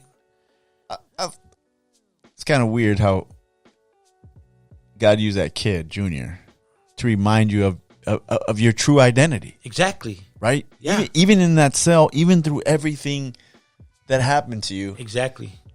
When it all boiled down, what did you have left? Yeah. The identity of, he's my father. Yeah. I'm his son. Yeah. No matter where we're at. right? Exactly. If your son went to jail, my son went to jail, I'm still his dad. Still gonna pray for him. Still gonna send him a package. Still gonna accept the calls. Yeah. Right? Because at that moment, I'm looking at, I lost my family, lost my wife, lost my ministry, lost my church, everything. Kids. And now I'm here. Like, I don't get it. I was entertaining those thoughts without thinking about, wait a minute, there's an opportunity here. Now I can start a prison ministry, You're not thinking like that. Yeah. You're not, But this kid...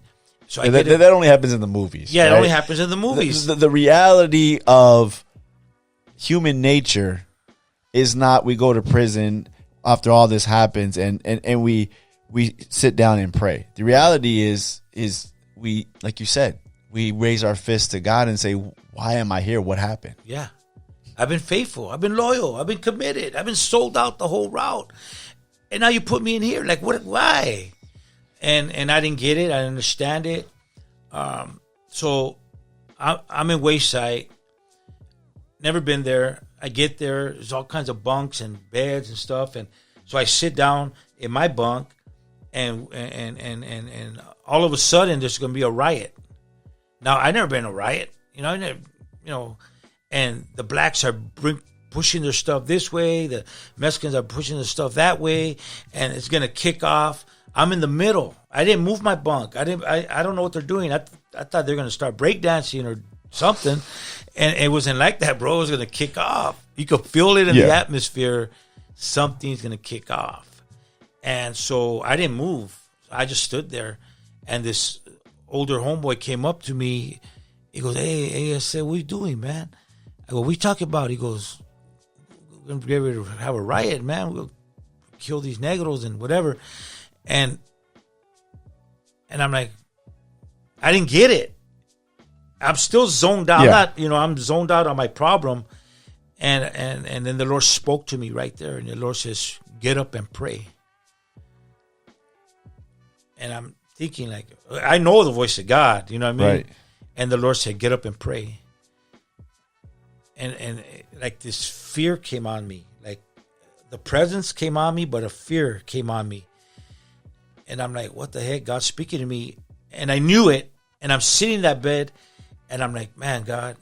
And then he goes, get up and pray.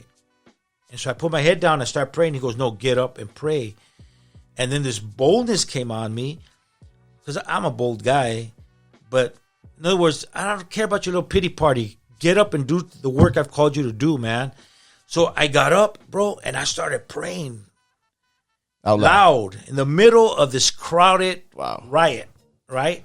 And I'm like, Father God, in the name of Jesus, there's not going to be no riot. The presence of God, I'm just going off. And they're all staring at me like, what the heck is this?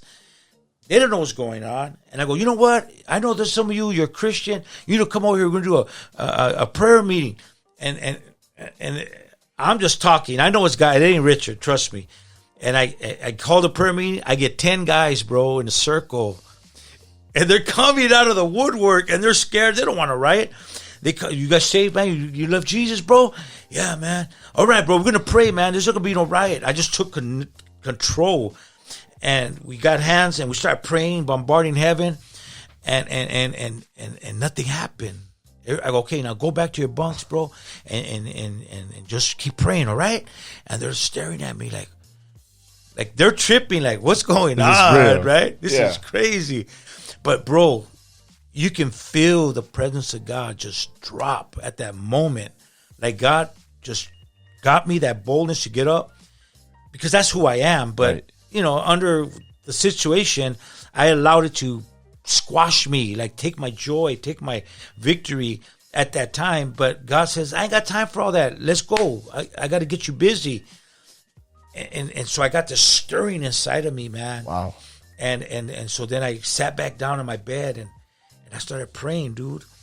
And this is so true story, Dave. There was no riot, bro. Everybody started bringing their bunks back. But you could feel this peace in the room. Like the ugliness, the that you felt there disappeared, and the presence of God was like a cloud in the room. And everybody's tripping out, so everybody's bringing their bunks back. Nobody's speaking, nobody's saying nothing. They're just doing it. And here's what God showed me. It couldn't have been more than 7 minutes later. Everybody fell asleep, bro. Asleep, bro. I'm talking snoring. I'm talking out. And I just put my head down and I said, God, you're so real, man. What are you doing? And God spoke to me and he says, son, stay faithful to me and greater works will I do through your life in this place. Now, where did that come from? Yeah. Right? Through all that. Through all everything. Yeah. And I just started bawling, dude. I got on my knees right there on my bunk and I started crying. And God came over me. The presence of God was all over me. And I was like the talk of the town, dude, in the jail. Yeah. They're calling me Elijah. They're calling a preacher. Where's your staff? You just parted the Red Sea. Yeah, you know. And but that's how amazing God is. It's very hard. You know, we read these stories in the Bible, right? And we think they're stories, you know. I think for me, you know, being in Sunday school and right. They seem so far fetched. Yeah. You know, to be honest, they seem far fetched, right? Yeah. We're walking on water. Yeah, we're like, and we believe it and we understand. But I think, you know, sometimes we don't think like those things could happen still. Yeah. And then you see something like that or you hear a story like that and you're like, wow, this guy through everything. I mean, he still used you. Yeah. I mean, what was your sentence? I got 4 years. What is attempted? Well, they tried to give me 12, but we fought for it, got a lawyer and all that. They dropped it to 4. It was a great bodily injury to commit harm. Which is probably the less. Yeah, they did. They charge dropped you can it. get, right? I got favor, bro. I got a lot of favor because they were trying to go with premeditated and all this stuff. The other lawyer was trying to railroad me at the time, but I took the midterm. It was 2, 4, or 12, and I got the midterm, which was the 4. And I was happy with that. I mean, you know, at that moment, it is what it is. You know what I mean? And, you know, they gave me the time, whatever, so I did it or whatever. But there's a lot more stories. I'm not going to get into all the stories, but there's a lot of other stories in prison that God miraculous did. But when I got out of prison in 1994, it was July 3rd, 1994, because I got, believe it or not, they consider me a modeled inmate. And so 15 months before I got out, they took me out of the prison, out of Susanville State Prison, and they put me in a show camp, a fire camp, which is a show camp. Although I wasn't eligible because I had a violent crime, but because of the favor that I had, Sergeant Wheeler, some way, somehow got me out of the prison and took me to a show camp. Now, favor again. Favor again. This is you're starting to sound a little like Joseph, bro, in the Bible. Right? Yeah, you're right. Favor. Now, I went from the bars to the prison to state prison. Now I'm at a camp, 18-hole golf course. Okay, I'm suffering for Jesus. They got everything there. Okay, swimming pool, the whole bit. You know, you could be out there in shorts and get a suntan. This is Club Fed, not Club Med. Club Fed. Club Fed. Okay, so it's this Humboldt County. So they had me over there. That's where I finished my time. Favor everywhere I went. I get out of prison. It's a Wednesday. Were you real quick? Were you in contact with your kids? Yeah, actually, I was. I was in contact with my kids. Get on the phone, talk to the kids, and then he would answer the phone. Now you gotta understand when so all he this was took still place. Around. Yeah, he survived. He's living with Trish and the kids in Apple Valley. So all the time I'm in prison. How does that not simmer, bro? Oh, it simmered. Okay. Okay. Because I'm thinking, if this crazy dude is sleeping with his daughter, he better not touch my little girls. That's what's going through my head. But I got to be strong because I can't do nothing because I'm behind bars, right? You just drive yourself insane, right? So I'm not entertaining those thoughts. What I'm doing is I'm praying. God protect them. God protect them. God protect them. Now, obviously, I knew people in prison, so people in prison were telling me, "Hey, Holmes, when we're going to get out, I'll go take care of it. I'll go do this. I'll go do that." You know. You prayed for me. You took, you gave me some good advice with God. Help me get through. I'll help you out. I'll go take care of this dude. Yeah. I mean, you know what I mean? Who doesn't entertain that? So I said, no. I go, God will take care of it. And they're like, you're crazy. I go, no, God will take care of it. Don't worry about it. And so they never did nothing like that. I get out. They're living in Apple Valley. You know, he threatened me over the phone all the time. When you get out, I'm going to take you out. This ain't over. I'm going to get you, punk. And blah, blah, blah. And I go, look, bro, when I get out, we'll handle it. Right now, I want to talk to my kids. So I'll get on the phone with the kids and we'll talk, whatever. And it made me peaceful talking to the kids. They were okay. They were fine. Everything was great. And so, there was a lot of domestic violence in there. At this moment now, he's beating on her. They're getting wasted, drunk, partying all night, getting welfare from the kids and spending the money on liquor and whatever. And so my kids are living in this. They went from a Christian home into this crazy lifestyle. And my kids are growing up in that mess. They have no clue what's going on. No, they didn't know nothing of that lifestyle, man. right? No, nothing. They were born in the church, under the pews, asleep under the pews. And now they're living in this drunken state of lifestyle. And my poor kids, they went through a lot, right? And so I get out of prison. It was Wednesday, Friday. I told my mom and my sister, I'm going to go see the kids. They go, you have no business over there because he's there. And you always said he threatens you all the time. So you're going to go over there, you're going to get yourself in trouble. And you're going to end up right back in prison, and you're going to mess yourself up. And yeah, I mean. Now, you got to understand. And it's a long drive out there, right? So 45 minutes. On a good day. On a good day. Now, mind you, when I went to prison, I was 150 pounds. Okay? I was skinny. I came out of prison, I was 232 pounds. Oh, so you're on that south side workout routine, or what were we doing? Can't give you that kind of information, right? But I came out bulky, right? And so I was pretty big. And so, I felt, I could take care of myself, Sure.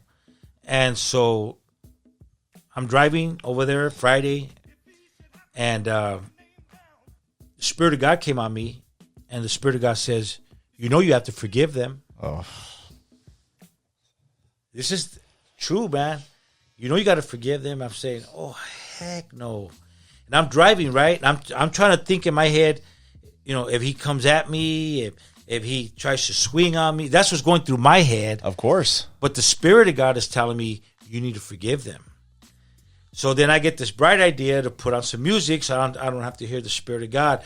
I put on the radio, and Charles Stanley is speaking on forgiveness. Oh, of course. And I'm like, no. Of course. And I turned it off, right? Spirit of God's dealing with me all the way up there. Yeah, we're talking past Hesperia, Apple Valley. You get off on 18, D Street, way into the valley in there. That's where they were living. And God's all over me.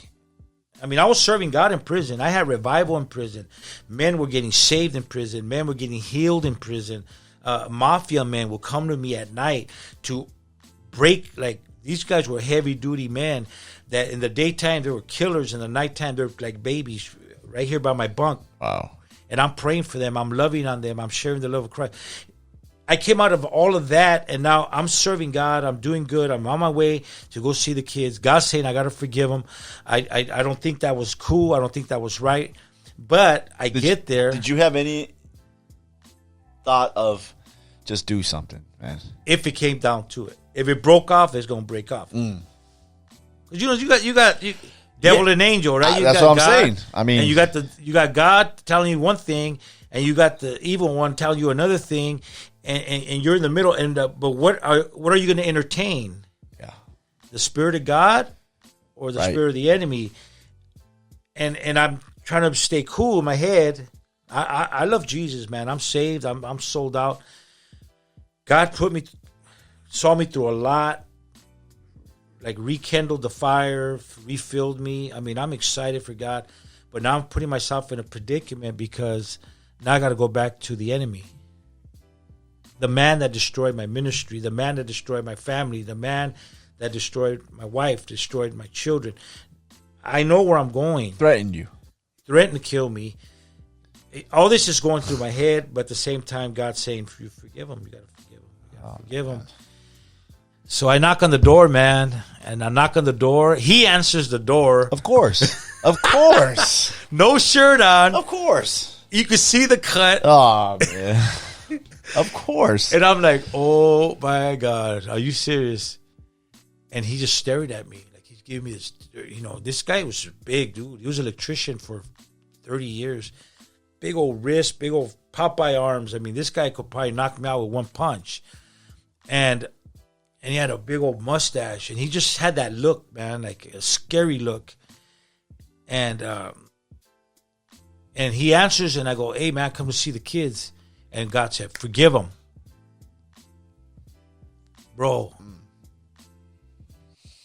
It's only God. No, that it has to only be God at that point, bro. It's not Richard, trust me. And these words start coming out of my mouth like, "Hey, Joe, just want to let you know, man, I'm sorry. I had no right to do what I did to you. I apologize. I want you to forgive me, man. I forgive you." And all these words are coming out of my mouth. And then the Lord says, "Now, hug him."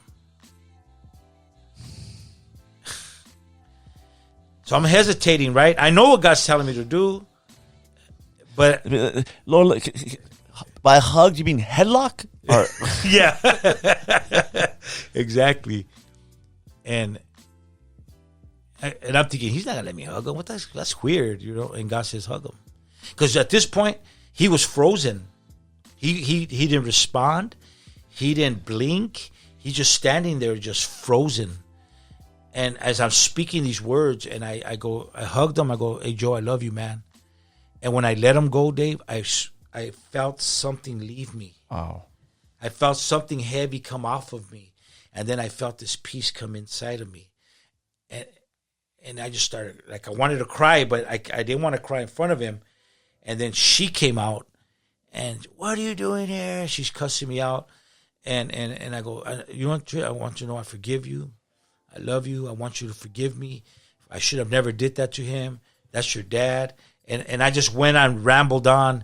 And then I grabbed them both like this. And I went, "I love you guys." And I let them go.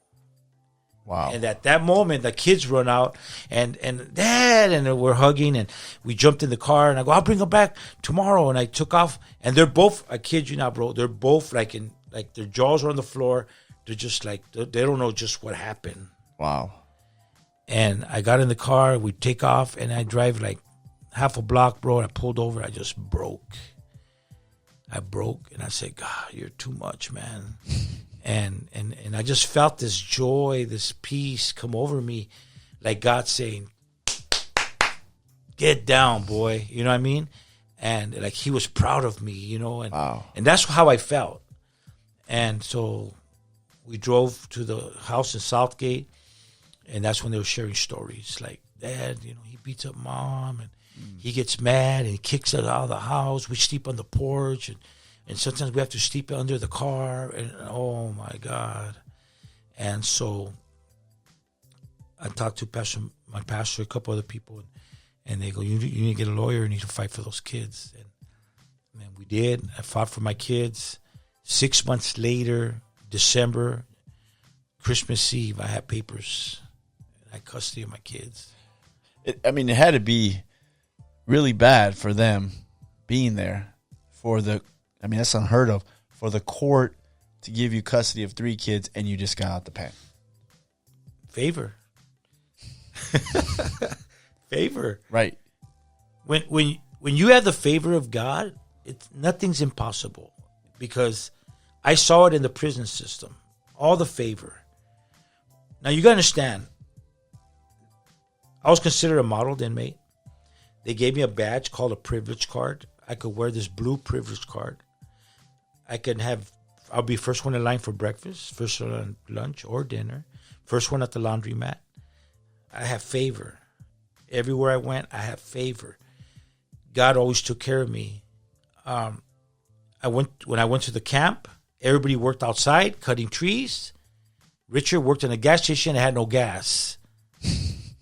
Favor. So guess what I do? Study. Because I would have a Bible study there. I was the first inmate to preach behind the pulpit in the chapel at the prison. Prisoners aren't allowed, only the chaplains. But because of my relationship with the chaplains and who I was, and I share my story, they gave me a Sunday morning shot to preach behind the pulpit. Wow. Favor. So everywhere I went was favor because God saw my faithfulness. God saw that I repented. I asked God to use me. And because I yield myself to his will in prison. It doesn't matter if I'm in prison, if I'm in Africa, if I'm in Los Angeles, if in New York. I submit myself to his will. God will use you. Well, yeah. I mean, the thing is it's easy to submit yourself to his will when you have a couple hundred people in your church. Exactly. You're the pastor. You know, you have a good job.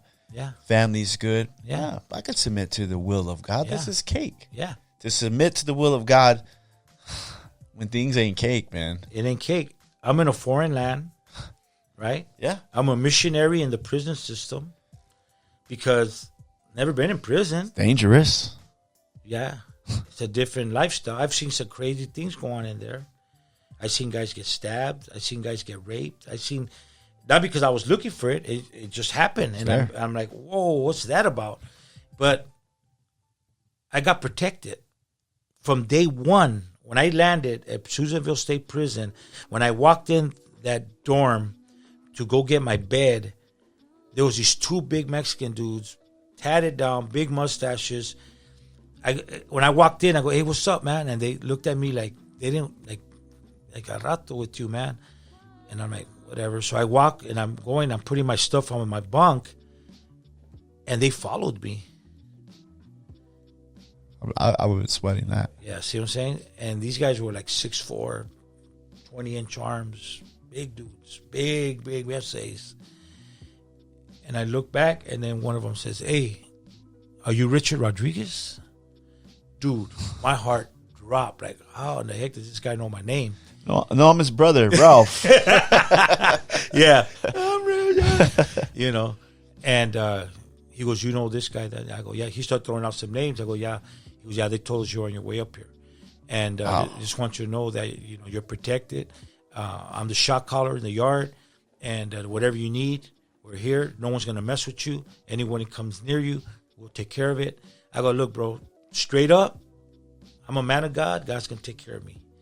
I go, I respect what you're saying, but God's got my back. And they go, that's cool, bro, but just know that we got your back too. And I said, all right. And then they're trying to give me like these brand new pants and brand new shirts and some state shoes, brand new off the box. And, you know, and I always heard, don't take gifts because then, you know, you owe them a favor, right? And so I go, I'm straight, man. They go, no. This is for my corazon, man. This is for my heart, bro. And, you know, I don't need nothing back, bro. I respect you. You're a man of God. Wow. You know, and these guys don't know me. And got, again, favor. Through the whole system. I mean, I never want to go back, but if I ever had to do it again, I would do it the same way because the favor of God was on me all the time. Wow. All the time. So I forgave them. I moved forward.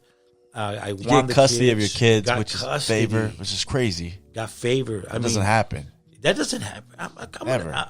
I'm not an ex-con. I'm a con because I'm still going to, you know, on reporting, on parole, the whole system, right? Right. So I get the kids. I got an apartment for us. My girls had their own room. My son had his own room. And they came, checked out the house. Cool. And I was a single dad for 15 years. I raised my kids by myself as a single parent. And my kids are doing great. They're out there living their lives and got great jobs. And then 13 years ago, I met my wife Victoria at the church, and I took her out, I think, on one date, and I asked her to marry me the following date, and we've been married 13 years, man. Favor again, you know. But and now I'm back in ministry, man. I put ministry aside for 15 years, but now I'm back in ministry, doing great things, traveling, New York, Mexico, all over the place, preaching the gospel, back where I love to do, and just the favor of God's on my life, man. And let me ask you this, and we'll wrap this up. But an amazing story. But at any time, other than when you raised your fist that initial day, did you ever lose hope, man? Actually, I did. I did lose hope at one point in my life where I went through depression, and I locked myself up in a room for about a month, and I would just cry, and I hated my life. I hated everything about me. I felt like a failure. I felt like a nobody, only because I reached out to two pastors that I thought were going to give me some advice, and it was crazy because the words that I got from them was, "You're damaged goods. You'd never do nothing for God. You're a failure." To my face. These were men of God, and that hurt me really bad. And I looked up to these men, and they spoke those negative words to me.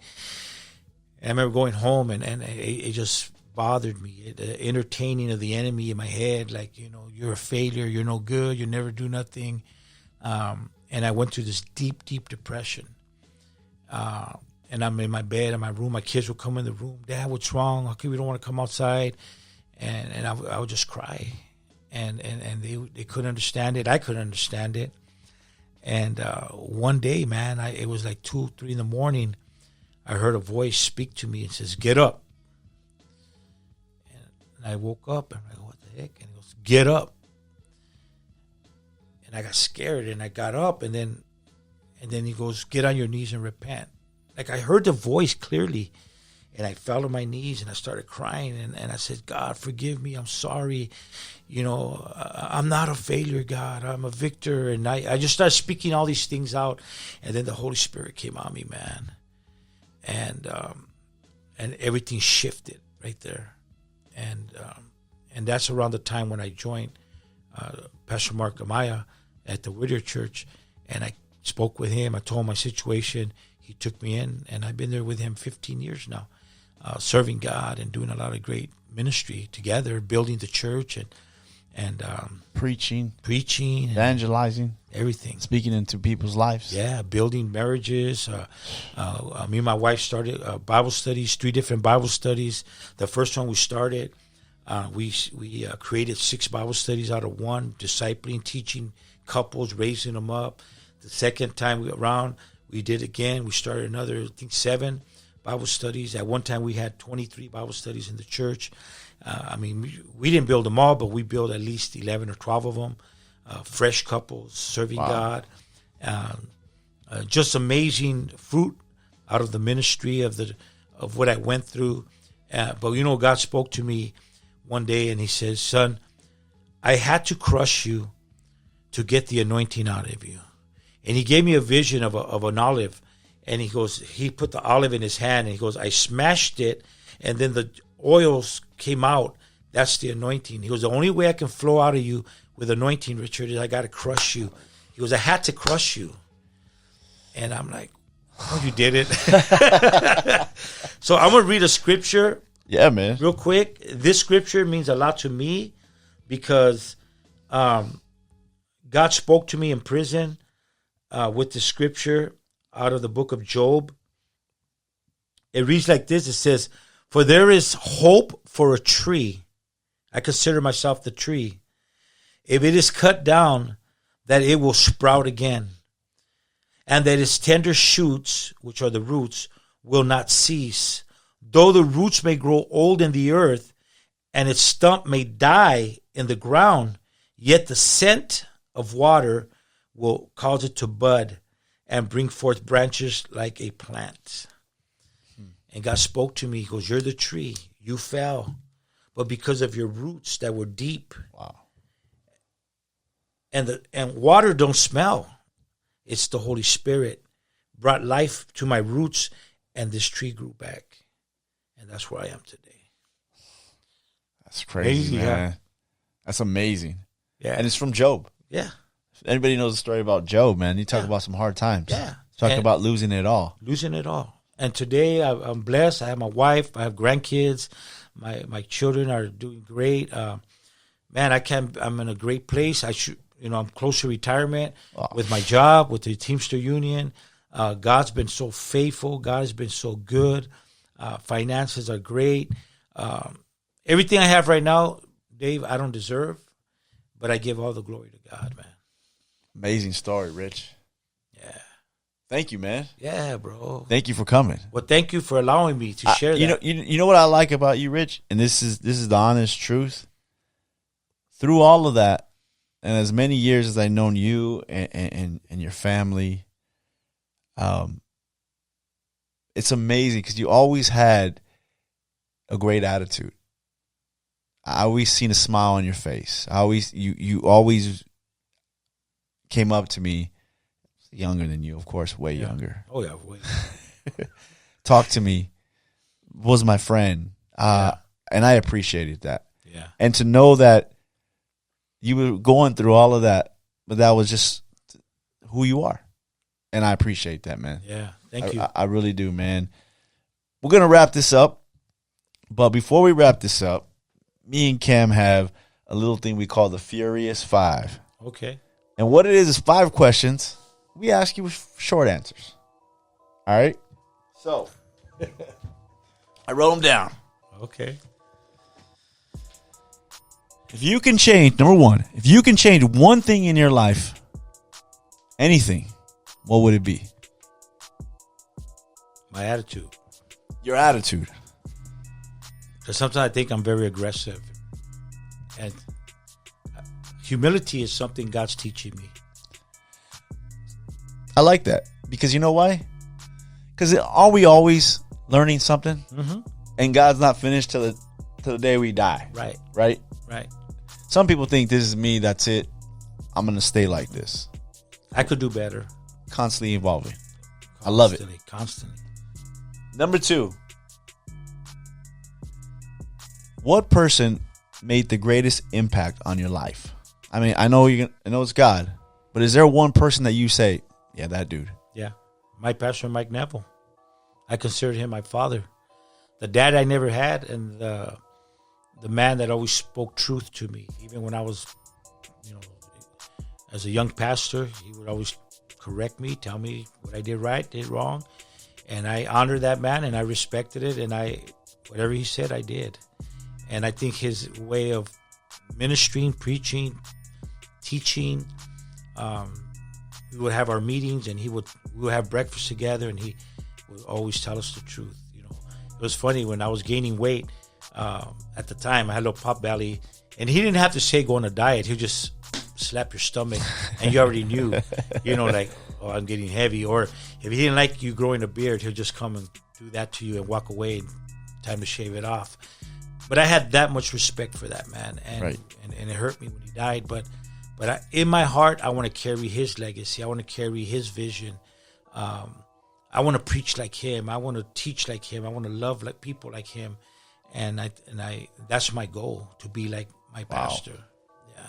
Yeah. He was definitely. I mean, I knew him personally too, and my dad knew him. He was a father to many fatherless, men. Maybe I should call your wife in for this one, but what is your biggest pet peeve? Number 3. Biggest pet peeve that Rich just nobody knows, but you ain't down with it, man. It just bugs you. Jivers and connivers. Oh. Jivers and connivers. I wonder why. People trying to get over on you. People think they can talk down to you. People think they can voice what they want to voice. Right. because they think they're right, and obviously they're just disrespecting. That's one of the things I can't stand, especially what's going on right now in the world. All this dumb stuff that's going on, right. and the disrespecting and all that. It's just, I can't stand that stuff. It bugs me. All right. Number 4. Out of nowhere, we always like to throw one in there. That's crazy. But number 4, if you played an instrument, what instrument would it be? I've always wanted to play guitar. Guitar. I even have a guitar. Something tells me you're probably going to learn guitar. You're never too young to learn something, right? I love guitar. I did sing 4 years at the worship team at Whittier, but I always wanted to learn guitar. Okay, so look at you go out to these churches, you preach, they invite you. If you start playing the guitar and singing a little bit, bro, that's double. That's an extra. You know what I mean? Like, yeah, you'd be like, I'm a preach. Well, I'll be honest, and I'm a sing. When I was pastoring at Puente Church, I used to sing with performance tapes. Oh, so I used to sing. So, true story. I had a white couple in my church. They told me the reason they came to church because when I sang, I sounded like Elvis Presley.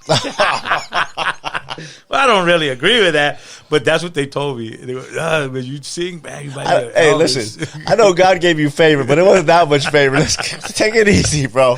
Take it easy. There's only one king, though. I'm just kidding. Right. Last question. Number 5 before we head out. Now, I know your style. Yeah. Right? It's neighborhood style, right? It's hood style.